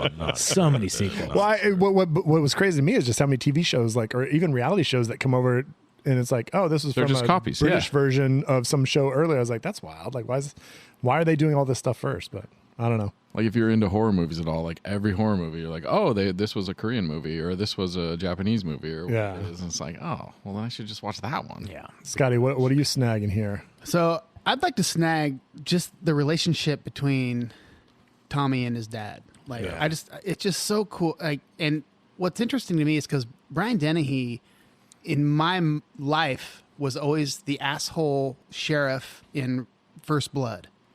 You know what I mean? And a lot of his roles, he was kind of a hard ass.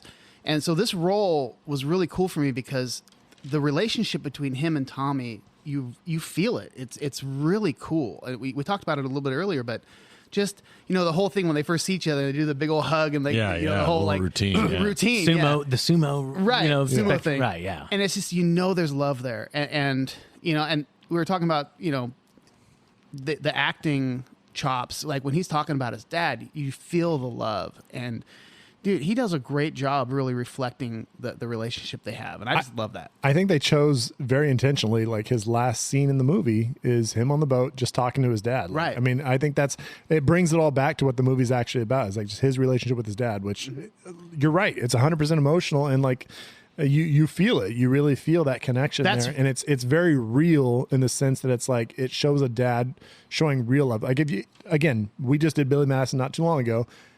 His dad has this weird relationship with him. It's like, you're my asshole fuck up son, and I kind of just deal with you and tolerate you. Yeah. Versus this is like, you know what, son, I know you're trying your best and I love you for it. And that's why Tommy wants to go on his dad's trip. He wants to keep the company alive because he loves the town and loves everybody around, but he has to do this for dad. He has to keep the Callahan name alive. And so I love that. There's a genius in that part where he and Julie Warner's character in this movie, Michelle, it's this very emotional moment in the movie because dad had just passed and he's walking that long trail down in his funeral tuxedo, and then they pan over to the dinghy where he's out there with Julie Warner's character and they're talking, and you can see the pain in his face. He starts crying. I don't know if you noticed this, but that was one of the things I took notes on, is that you can literally see him whelp up in this scene, and he's crying. And the beauty of what Siegel does in this moment is he takes this very serious moment and he invokes 3 dickhead kids into the shore that are yelling at this fat ass in this dinghy from like 200 yards away. Hey, miss, do you know that you got a killer whale on the boat with you? I was like, oh, jeez, kids these days. Dude, and the fact that the boat is literally like tipped, like he's sitting in the end, Almost water is ready to almost pouring off. capsize. Yeah, It's ready to water's capsize. just He, about looks coming on his over side. and you can tell he's Exactly. embarrassed. Yeah. Exactly. And the way that he's able to flip that emotion from like this super serious moment where he has literal tears in his eyes, which again pans to your point about him playing a dramatic role. He's got the chops. And then they pan into this very comical, very iconic scene where these 3 kids are just trolling him on the beach is phenomenal. So And then Julie Warner steps up and she sees that, like, you know what? Wait, you guys are insulting him. He's in a vulnerable time right now. And she steps up and shows, like, fuck you, kids. I'll fuck you up. yeah, I'd be willing to argue that she's the boner of the month and not Bo Derek with her fucking dirty redheaded pixie cut. I'm just saying. Hey, dude, that's fans, just if me. you That's wanna- just if you like wanna a check on one man's social point of media- view. All right. dirty redheaded pixie cut. Michelle or Bo Derek? Which way y'all going I'm out going there, BVK? Michelle, dude, all the way, Michelle. All right, well, it's time for to unzip those body bags. What do we drop in front of this movie? I've got the best. I'm body bagging for sure. I'm OSHA, right? And I'm coming into Callahan Auto, and they turn to each other and they're like, all right, are you guys ready? Put on your hard hats. You'll really get hurt. The first person they meet inside of the production area, no hard hat. Fucking, there's one lady that's like, this thing is getting dipped into like some sort of solvent, and she just reaches in and grabs it barehanded and is just like looking at it in the light. This other dude's got no face shield. He's got grinding no that fucking shit on the grinder. dude. And I'm just the like, oil filter. this yeah, man the is oil going filters. to die. And fucking, dude. Everything about that scene, it just went on and on and on. And like the fucking chemical plant manager in me was just dying with every step that they took into that. I feel like you could go into Zelensky though, and like it's even worse because they're just standing there as this car crashes into a wall. And they I'm got so no eye glad you protection. mentioned It's that. like, it's just a. He's like, I love that sound. Everything all about that this shit movie. in the whole the Zelensky plant is just wild. Why are they doing it? They're an auto parts store. Why are they doing crash test dummies? Dude, how the fuck did they get that car up on the 39th floor to do the crash test? That's what I want to know. I like the questions that I had. You're absolutely right. But that one scene where he's shadow boxing the pulleys that they're coming by, and just nails the shit out of them, and they're just kind of watching him. I agree with you. There'd be OSHA, some for scars, sure. some blood. That's they definitely they've got. I mean, dude, we could go through it. I bet you someone has like, if you go through and talk about like the real world fines? dollar fines that those people have, we're talking, Dude, BVK $8 million. BVK needs to get an OSHA specialist in here to really divulge Tommy Boy. Break that down. The scientist that runs over to pull the lever to break the car, and it just flings the guy like 30 feet in the air for his nuts to get jammed by He just two lands in giant the chair and- sandbags. Yeah, the sandbag comes down immediately. That's what you call a recordable incident. Oh my But they lord! did have the wherewithal to cut the sandbags off as soon as they got a nut shot. So you got to respect. You got to respect the I could. If funny things were happening during those scenes, I was so distracted I didn't know what was happening. Nate Dogg, what are you body bagging, my friend? So I don't have a lot about this movie that I want to body bag because I still liked it on this rewatch, and it was a movie that I thought like everything I might have complained about, I still was really able to take it for what it was. Well, there are some movies that I can't go back and just, but everything here is like pretty well self-contained. So my complaints are pretty few. I don't love Rob Lowe.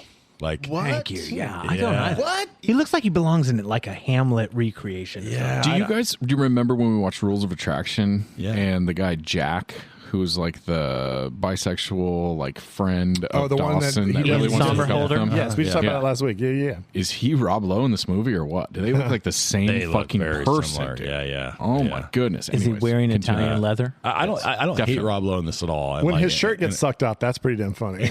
I generally like Roll, and I thought he was pretty funny, but for some reason, like I thought there were parts of it where I was like, oh yeah, you're like a little too hard to the like obvious evil stepbrother thing, and I thought it could have been played just like a little more subtle. Good. Could have tricked you for a little while Little bit. to think that maybe he Little was bit, yeah. cool. Yeah. I'm He kind of actually straight douchey. That's true. Yeah, so that was hot. maybe my thing, but a little complaint.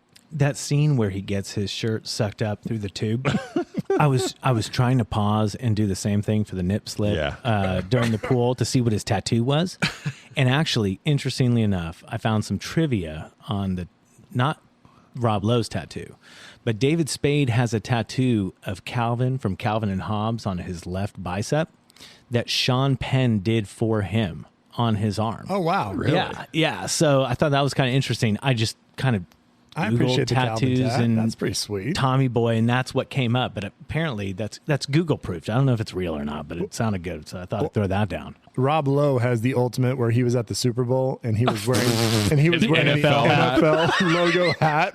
Just like That is so. how douchey can That you is be so Hollywood. wearing the NFL logo hat? So- who's repping the NFL as their Everybody official wins. logo? Everybody wins. I just rewatched some the roast of Rob Lowe. Oh yeah, they don't get Comedy Central. Oh my God, you guys! They just destroy Rob Lowe.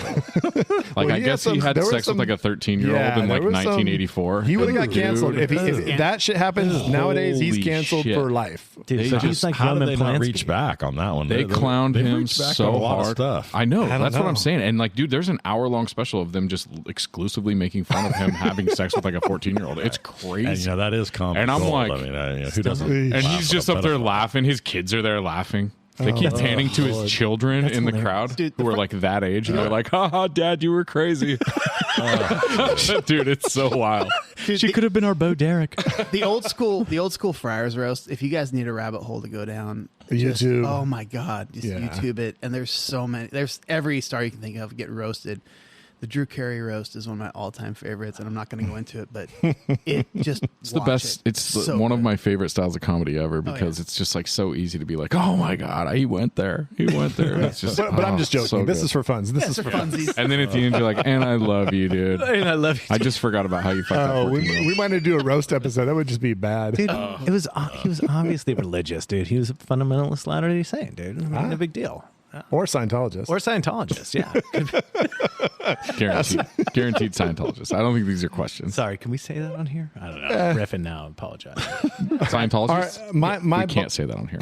We'll take that. I we immediately were at the rescind my Scientology comment. Center just We were there. a couple months ago, and we were right across the street from it. So we're basically members. Dude, I love that. You guys, I'm literally a member. They didn't sign you up. Yeah. Oh no. Well, no, this is what happened. Me and Brad, and we went in there, and they were like, before we check your thetan levels, we're going to check your bank account levels. And then they asked Brad and I to leave. That explains. They were like, Nate, you can stay. That They just explains handed me why. a flyer, and I walked. I didn't know.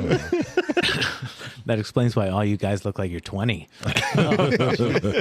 Jesus. All right, my body bag is it's just a sad one. It's hard drugs. If you look at some of the folks in our age group that have Your body bag and hard drugs? I am because They're pretty fun, Brad. You should try them. Heard about these games of Beersby. I don't know. The Beersby. Well, the way Zach throws his frisbee is a hard drug.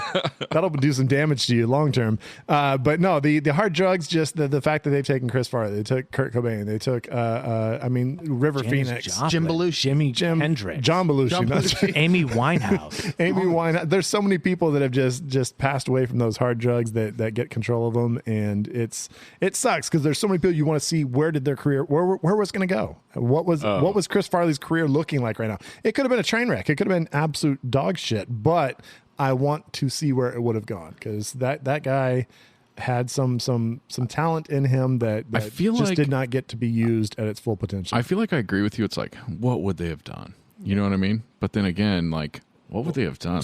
Got sober and found Jesus and made some like really fucking weird shit. You know what I mean? Like Chris Farley, like he does only church movies now. But let me promise you what he would have done at least, and that is like, for me, as good as Tommy Boy is, and he's great, and obviously we'd love a lot more Tommy Boys. But then we see him do Black Sheep, and like it's okay, it's good, but it's not as good.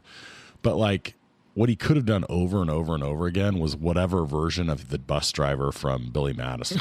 Right? Well, like Super there's weird. a million more of those movies. Like this is like Rob Schneider, right? Shows up in every, right? So like, you know that Farley is going to have had a whole bunch of cameo type, like small roles. where he just comes in and just dominates it for like In like the 10 Sandler minutes he's movies, in. Will Ferrell movies, so throughout exactly. the years. So whether or not he would have become a dramatic actor, whether or not he would have like had the lead in some things that would have been really good, he would have done that 10 more times or 15 more times, and we would have Knocked your socks loved off, every yeah. bit of it, right? The 10 minutes or less he was on screen, we would have loved it. Have you guys ever heard of the 27 Club?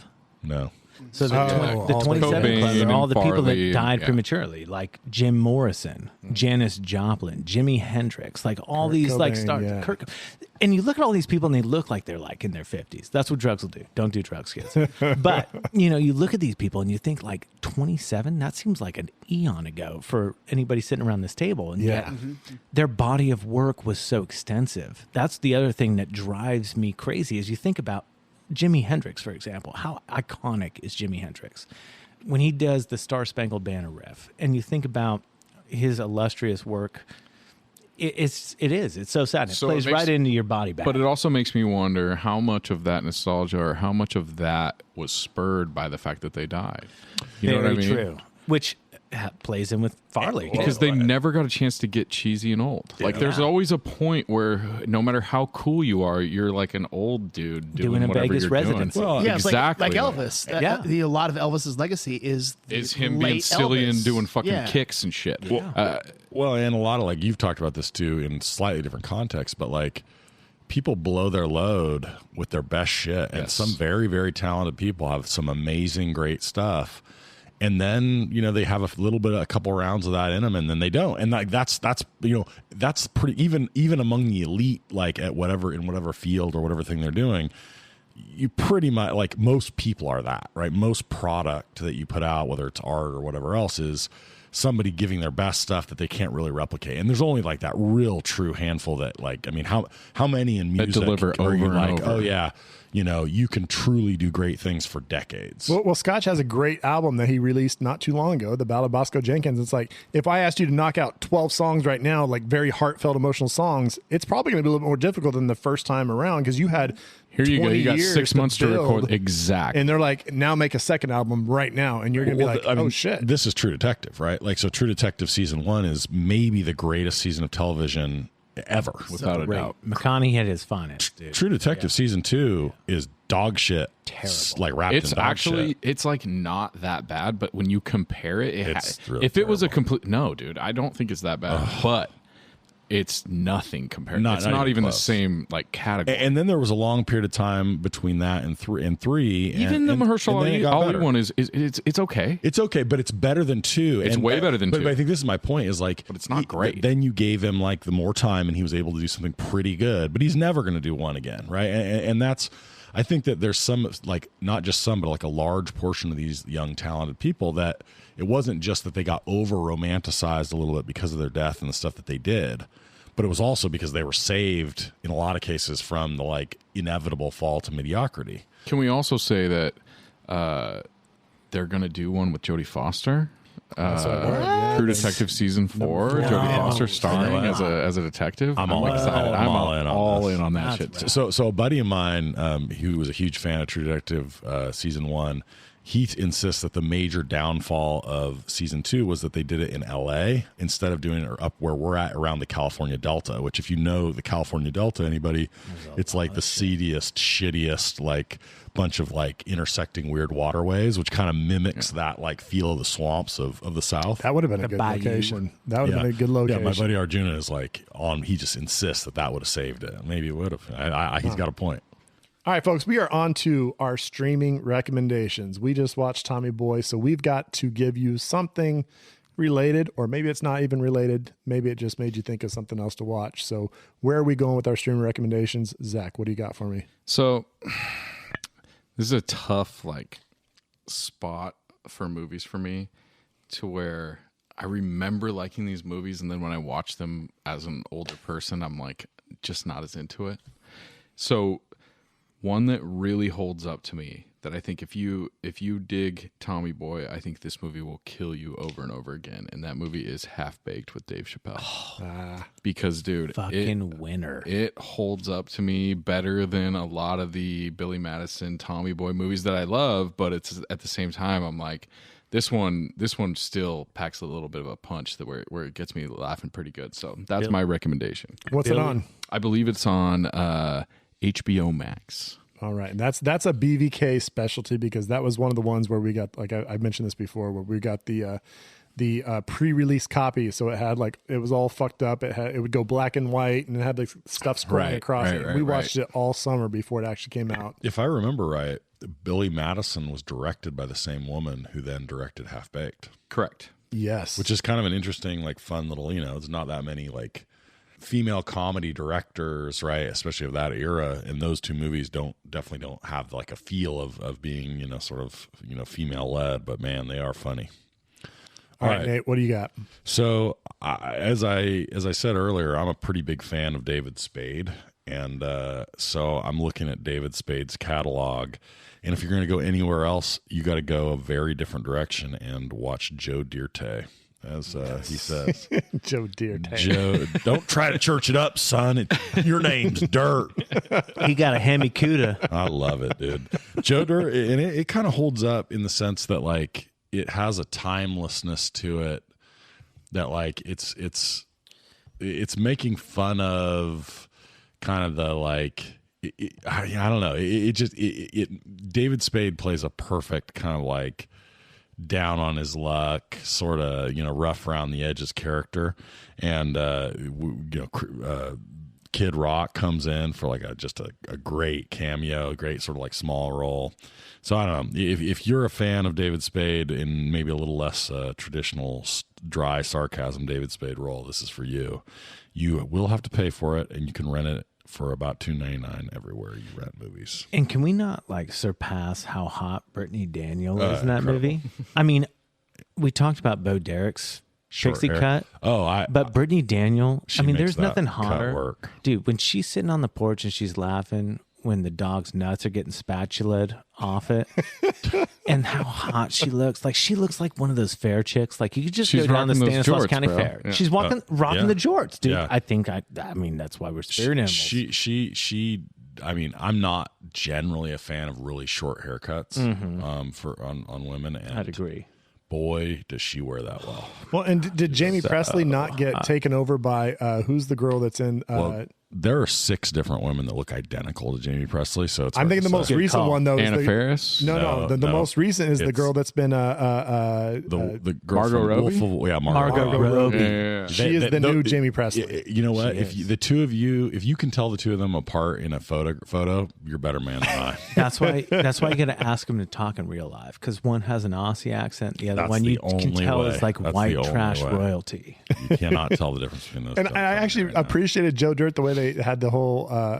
He's telling the radio station about his whole situation. Like I liked that little format for the movie. It's a funny. Dennis Miller kind of being Dennis Miller, so it was good stuff. Dennis Miller doing a great Dennis Miller. Pretty much like Dennis, be yourself. All right, I can do that. All right, Josh, you got something for us? I A little do. streaming I do. recommendation. Yeah, definitely. This is one that you can find probably on Amazon Prime is your best bet. $3.99 for a 48-hour rental that you can stream.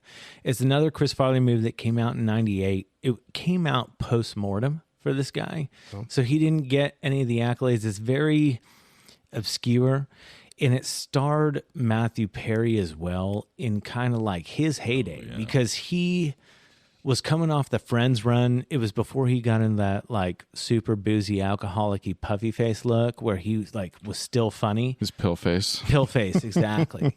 But Almost Heroes is a terrific movie about these two guys that are frontiersmen that are trying to trek right behind Lewis and Clark.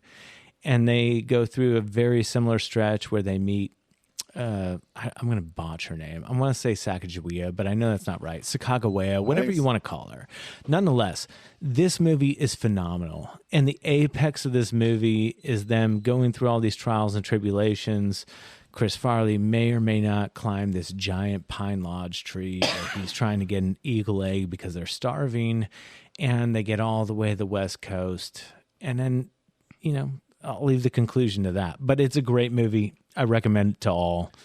Again, if you're a Farley fan, you're going to like it because it's like Tommy Boy in the 1800s. So just imagine Tommy Boy looking like Davy Crockett. What is the strangest thing to me? I've never seen it. About that is that Never. two of the larger, and I mean stature larger comedians of the 80s and 90s, John Candy and Chris Farley. Chris Farley does what was it called? It was Almost Heroes. Almost Heroes, a Frontiers movie, and then John Candy's last Go movie East was Wagons East. Oh, Wagons You're right, East. Wagons East. And so like how the both of them, like that's their like death movies. That's the movies that comes out when they both die. That's wild that they were both like kind of frontier moving east movies. And both of their demises really sucked. Like one was like blacked out on a coffee table from a heroin overdose. The other one died in his bathtub. Like talk about black and dark, but they're really funny. So you guys should check them out. Yeah. Oh, their pain is our gain. Their pain is our gain. You can edit that out. My streaming recommendation is going to be, and this is a Ron Howard movie from the 80s. And you know what? It's all about the idea of, you know what, when your factory's not doing well and you got to figure out how to make it, solve their problems. I'm going to go with Gung Ho. Oh, man. Ooh-wee. A little Getty Watanabe and Michael Keaton. That is a classic. I loved it as a kid. You have an American car company trying to learn from the Japanese executives who've bought them out.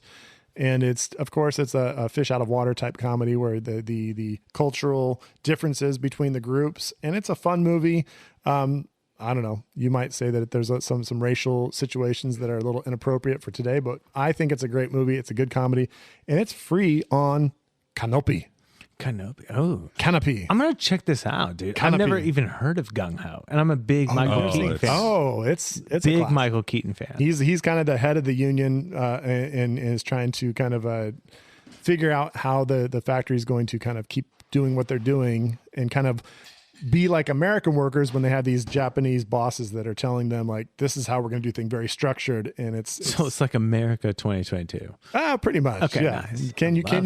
Are you willing to work or are you not willing to work? And it's kind of an interesting little take. So Gung Ho, check it out on the streamers. I will do it on Canopy. Canopy. So off topic, but last week we did Rules of Attraction. We right? sure did. So my mom just texted me because time's a little wonky on Bev's Video Kingdom. So she hasn't heard the Rules of Attraction pod. She's getting prepared for it. And she just texted me, okay, period. New paragraph. So I just watched Rules of Attraction, period. New paragraph. What the fuck? Question mark. Can I sorry, but here, how many, because that's not the first time you've gotten essentially that text from your my mom. Yeah. A lot of my picks. But then, I was gonna say, the funniest thing is all those picks are Zach's picks. Yeah, everyone. When his mom is no, like, oh, what no, am I watching? Yeah, She never watches one of Nate's picks and then calls me and is like, what the fuck is this? didn't she? I'm gonna get you some ribs. So wild. Yeah, didn't she do the same thing with Hereditary? Yeah. Yeah. Oh boy. Almost a word for word. Same. Yeah, I was just gonna say, Rules of Attraction is I've an heard this interesting story one. before. But I love how artistic a lot of your picks are. That's the thing. They're that's- very obscure, and it's like all movies that I hated growing up, and I probably still hate today. But they're funny. I mean, because you're funny, so I like it. That's what my problem with Rules of Attraction is that they try to get a little too artsy. Well, the irony is that like Zach, with a couple of exceptions, like Zach's one of the funniest people I know, and he has the most depressing musical and movie recommendations.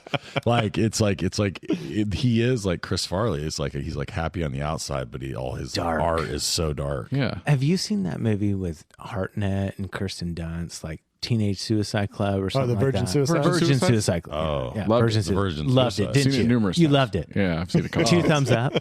That's right in Zach's wheelhouse. Yeah. When a great fucking soundtrack. and- Yeah, dude. yeah. That's right. I mean, you were probably a youngster when that came out. I was very young, Yeah. but I was still working at the video rental store, so I had to put that away. But yeah, I could imagine that's one of your picks. That's a tough watch. Good though. All right. Sophia Coppola. Yeah. That's her directorial debut. Way better than Godfather 3. Our next category is the reshelf it. This is where we're going to come up with our reshelving or alternate endings. But before we get to those alternate endings, you know what? Sometimes when a movie it ends, I bet the director's thinks a lot about that final song that they're going to choose. How are we going to end this movie? And you know, you have a movie like Tommy Boy. You can go a lot of different directions, and they decided to do a little orchestral little like score at the end when he's on the boat, and it's a happy moment. He's talking to his dad, and it ends on a very bright moment. But what if they just kind of twisted it and went about as base as you can get and dropped Weird Al Yankovic's classic parody of the Michael Jackson hit "Bad" and just put on "Who's Fat?" Doom, doom, doom, doom, doom, doom, doom, as he's floating away on the boat. Just who's fat? They got fat. I thought you were going with the Weird Al Yankovic "Eat It." That was also a fat parody, but we're gonna go with "Fat" from Michael Jackson. So I forgot about this category. I got to start preparing for this category because there's lots of gold out there for sure. And it's such an easy one. I mean, I feel like I just kind of just top of the barrel or the bottom of the barrel right there. But Dude, I swear to God. So I just came back in here. I was out doing other things, tending to his cat herd. Yeah, I was getting pussy. Anyway, so when you brought that up, I didn't think about this category either, which I love it. And I swear to God, as I was sitting here, you mentioned it. I go, how about "Fat" from Weird Al Yankovic? I shit you not. I'm saying it's the first one that pops to your head. Yeah. It doesn't take a lot of thought, and it's just easy. When you started saying it, I was like, there's no way oh my God, he did. So I'm right. I'm with you. So there you go.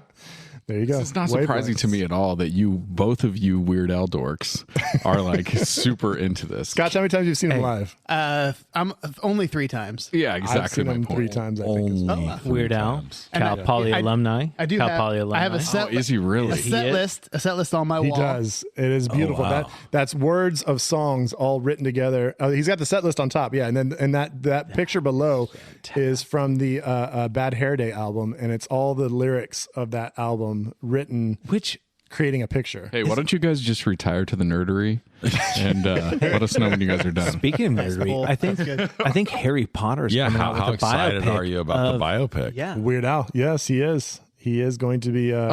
Daniel Radcliffe. Yeah. Radcliffe is going to be playing Weird Al. I saw the trailer and I don't know, man. It looks like it's trying to be like a parody on like Walk the Line. Of a parody? Like it's or not Walk the Line, but Walk Hard. Walk Hard. It's trying to be like a parody of Walk Hard, which is weird because A parody of a parody? Yeah. That's actually So it's a dramedy. I don't even know what that means. Dramedy. I love So dramedies. So came so full circle. It's very serious. Not funny at all. Well, he does have a tragic backstory. Well, not tragic backstory, but his middle story when his parents died in a fire. That was pretty tragic. Tragic middle story. Oh, that's a little heavy, bro. All right. Oh, that reminds me of on one of the roasts I was watching. They were talking about Pete Davidson, whose dad died in 9/11, and they were like, today is not a roast of Pete Davidson's father. Oh, that was in 2011. It's the most brutal fucking joke I've ever heard. That's and you're sitting on stage and you're supposed to smile. And just wait, that was a roast. That was in a roast of Pete Davidson. It was standing this, like 10 British feet away guy. from him. The British guy was like, he's like, everybody's making jokes about Pete Davidson's father dying in 9/11. This is not a roast of Pete Davidson's father. That took place in 2000. That's genius. That's genius. That's too much. That's too much, man. The structure of that joke is so amazing. I can't. To be fair, it probably took place in like 2016, 17, 18 or something like that. Yeah, it not was like saying 2014 not saying that something. that's appropriate, but I'm saying there is some It's distance. never okay. Like I don't know, man. I'm like I just Sacred there are ground. certain things that like you just shouldn't do. I've got That's this one of them. Like I probably would like. I'd probably go full Will Smith. Oh no!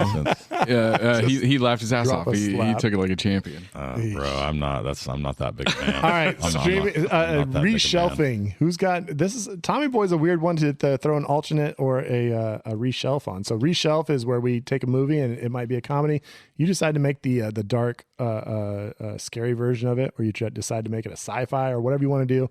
What do we got? Reshelfs or alternate endings? Anybody?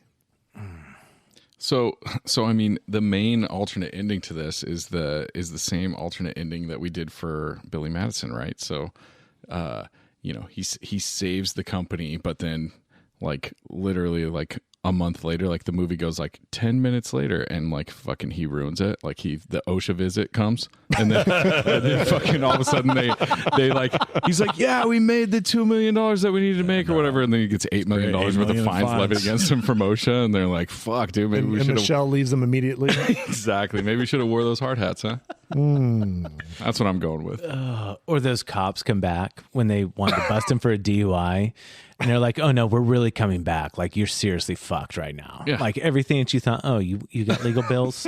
I mean, you're fucked, dude. The whole cop thing. I know. I saw. I knew like bees don't fly around at night, which is true. I mean, they when it's cold, they go home. But it's like, would cops really just drive away? I mean, It's they say Ohio, they're both bro. allergic. It's hot as fucking I night. guess they say they're both allergic, so that's why they decided to book it. But Well, so I actually made notes of this, and I was like, okay, maybe that would fly in 1995. But today, if you were in Modesto, like, they would honestly believe you were tweaked out on crack. Yeah, and they'd they be would like, be "These like, guys are oh, on dude, meth." we got some tweakers. We got some meth heads out here. Get the SWAT crew in.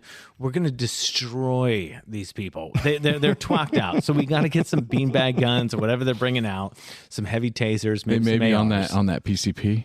They're on the PCP. Like the training day They're on guys. that angel dust. Fucking angel dust. these guys are totally wet. Totally wet.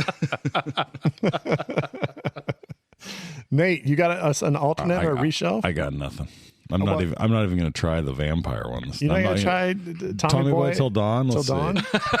That was a beautiful ending, by the way. I loved it. That was my favorite and alternate ending. Tommy Boy Till Dawn. That's my Yeah. dad. My dad's. I credit him. He was like, "Oh, you just add Till Dawn to everything," and then that's the. Tommy Boy Till Dawn would be. Holy shit. I think for sure the vampire's Dan Aykroyd. Like, he's a vampire for sure. Well, I think the way you do Tommy Boy Till Dawn is like. Oh, no, instead wait, of- the brother. instead Rob of- Lowe. no, The brother and Bo Derek. instead of hitting the deer, right? Instead of the deer ending up in the back seat, you like it's like a hitchhiker, and then like they think he's dead, so they put him in the back seat. It turns out he's a vampire, and then he goes crazy and starts trying to bite him. I They gotta love fight him off. I love where Scott went with it, where he said that that Rob Lowe and the mom. vampires. She's actually like She's a legit 1,838 years bloodsucker. old.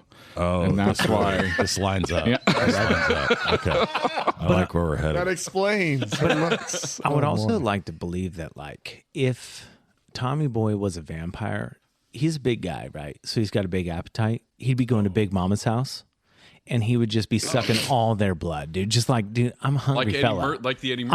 I'm not going to be going to Little House on the Prairie. I like they're that. eating like homeschool maple syrup and stuff. I'm going straight up to Norbit's house or like Big Mama's house, and I'm going to eat all of the them. cross universe here. Yeah. Where all those are part of the same universe. I love the it. SNL universe. Oh, that's Yeah, a little you just, preview for the draft. I think that Will Ferrell's character would be delicious if he were a vampire. It just tastes like straight syrup coming out of his fucking veins. little elf. I think that would be. Like Or it. Trank gun. Plus cross Ricky Bobby has a pretty good fantasy diet. characters. Oh, Yeah. dude. Wonder Bread and Mountain Dew. KFC. Specifically targeting diabetes. He would not have died of a heroin overdose if he just tasted a little bit of Mountain Dew and Hillbilly Love. Dude. Wouldn't have. Some fucking some Code Red, fucking some Mountain Dew Code Red blood. Come on, bro, fucking inject that shit. He's just going around the hospitals, sucking up the blood of all the type B diabetes. Type B Type diabetes? 2. Type 2. Type B is the best kind. Yeah, they're the best. He's looking for that perfect combo of type 2 and Hep C. Exactly. Thank you, Brad. You brought it full circle. I'm not a doctor. I don't claim to be one. I'm a diabetic. What type are you? Type B. Oh, smokes. All right, well, that's, I think, a wrap, unless anybody else got anything else for our alternate innings. So I think we've got through Tommy Boy. We've hoisted some not so heavies, but, you know, it's great because we've got Josh. We can hoist more of these lighties. Oh, yeah. I see multiple empty cans on the table. There's a lot of empty cans. That sweet I'm out. I'm out of Sweetwaters. Everybody needs Sweetwater Extra Pale Ale 420. And I Man. drank whatever Scott gave me. Get some I saw- bukkake. yeah, he got some random. Zach's been drinking that sweet bukkake. He's got type B diabetes now. Japanese. I did. I got type bukkake. That's what the B stands This for. is the end of type the pod. B You know, diabetes. you know when it's going off the rails, you're at the end of the pod, and so thank you for sticking with us. Thank you for Thank Thank you. you very much. Thank you very much. Like I'm an outcast now. It's funny you You mentioned do have the mustache. 2 second aside. When I told you earlier that Jim Carrey is my hero, Yes. we had a third grade project where we had to write a letter to somebody that we admired. So I wrote mine to Jim Carrey. And we had this little paperback book in our library with all these makeshift addresses, probably to like agents or like people that know people that know people. Oh, no, it was Jim Carrey's house. Dude, it was definitely Jim Carrey's house. It was CO to some gal named Heather. And I wrote this letter just basically divulging my, like, kind of a little bit like obsession with Jim Carrey. Yeah. Anyway, months go by. It's November of 1997, so I would have been 12 years old. And I get this big manila envelope in the mail. And I'm like, my parents are all excited because they're like, oh, it's college admissions. No, it's not. Getting mail when you're 12. A little kid is exactly. Awesome. It's like, the best. You got something coming in the mail when you're a little kid. You're just like, yes. Dude, it had 4 stamps on it. So you know it was legit. And they were Canadian. Oh, exactly. My God. Holy shit, this is happening. It came with a headshot of Jim Carrey. And on the headshot, it came with a typed letter that was from his publicist or whatever. And it was like, oh, thank you so much for your interest in Jim Carrey. He's a great guy and he loves you guys. And I'm like, yeah, okay, whatever. But the headshot itself was signed by Jim Carrey. And on the headshot said, spank you very much, Jim Carrey. It is in a frame in my house to this day. Yes. And that is, 25 years later. So that's a win. Yeah. And he didn't leave in the sunlight. So like Adam Sandler, Adam Sandler autograph. Exactly. Nate, which is long gone. Nate had an Adam Sandler autograph that's fucking dead now. I maintain that it was long-term vanishing ink. Just don't run a black light over it. Over it. That's cool. The Jim Carrey fan club, him signing autographs. We actually had last week. We had when we had our friend Amanda on. She had talked about Fred Savage fan club, and she got some autograph shit from him too. So I was like, that's pretty cool. Cool. I don't know why I never thought to like write to a celebrity and see if I get some autographs, but I should have done that more often. Well, it has been authenticated. It was probably, like I said, like the doorman at the cellar or something, but it's still cool. It's still in a frame. But also that was a time when you could do. I feel like those times are gone. Like, can you send a handwritten letter to anybody anymore? No, you'd be going on TMZ as being a preposterous lech. Well, now you just try to slide into somebody's DMs and see what happens. Exactly. That's right. I like that. All right. So next week we have our draft, and our draft is going to be since we just did a movie starring a SNL cast member alum, we're going to go ahead and draft the most. I was actually 2. Yeah. Scott just threw up 2 fingers. I was like, what is he doing? I was like, oh yeah, David Spade as well. Spade, bro. I cannot diss Spade. So Spade and Farley were SNL cast members. We're going to draft the most memorable comedy movies starring one or more SNL alumni. And that's going to be an interesting draft because who knows where that could go. So, folks, tune in next week. Josh, Hoisting Heavys, where can we reach you? Dude, thank you so much. How can we hear anything about you? Thank you guys so much again for having me on. I'm glad that I could be here. I wish Ed was here. He's here in spirit. You guys can check us out at Hoisting Heavys on Instagram. We got hoistingheavys@gmail.com. I think we got a Facebook page, but who really knows? Nobody uses that very much anymore anyway. Oh, we have a heavy presence on Facebook. If our demographic has a really We're a little bit older than you. Exactly. We're like the type G diabetes. If any of you hoisters have a hot mom on Facebook, we're on Facebook too.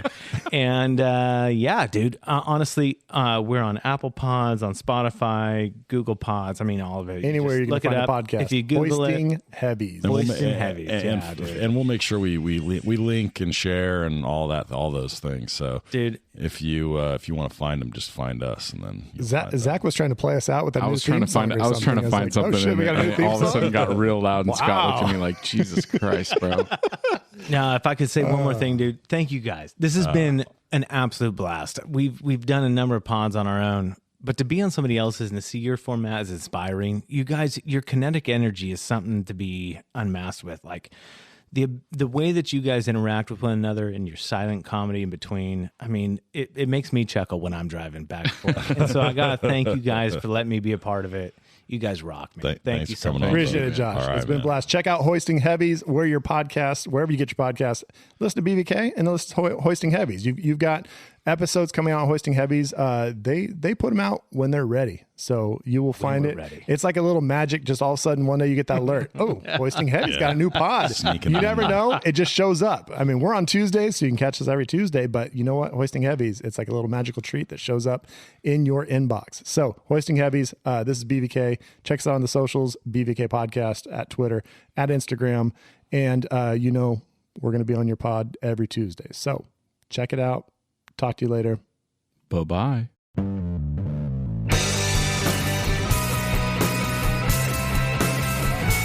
I wanna be at Beverly's, bringing me home with my movies. Just a blind ride, no reason why. I love this scene. Nick Natek and Brad, your favorite podcast. The start.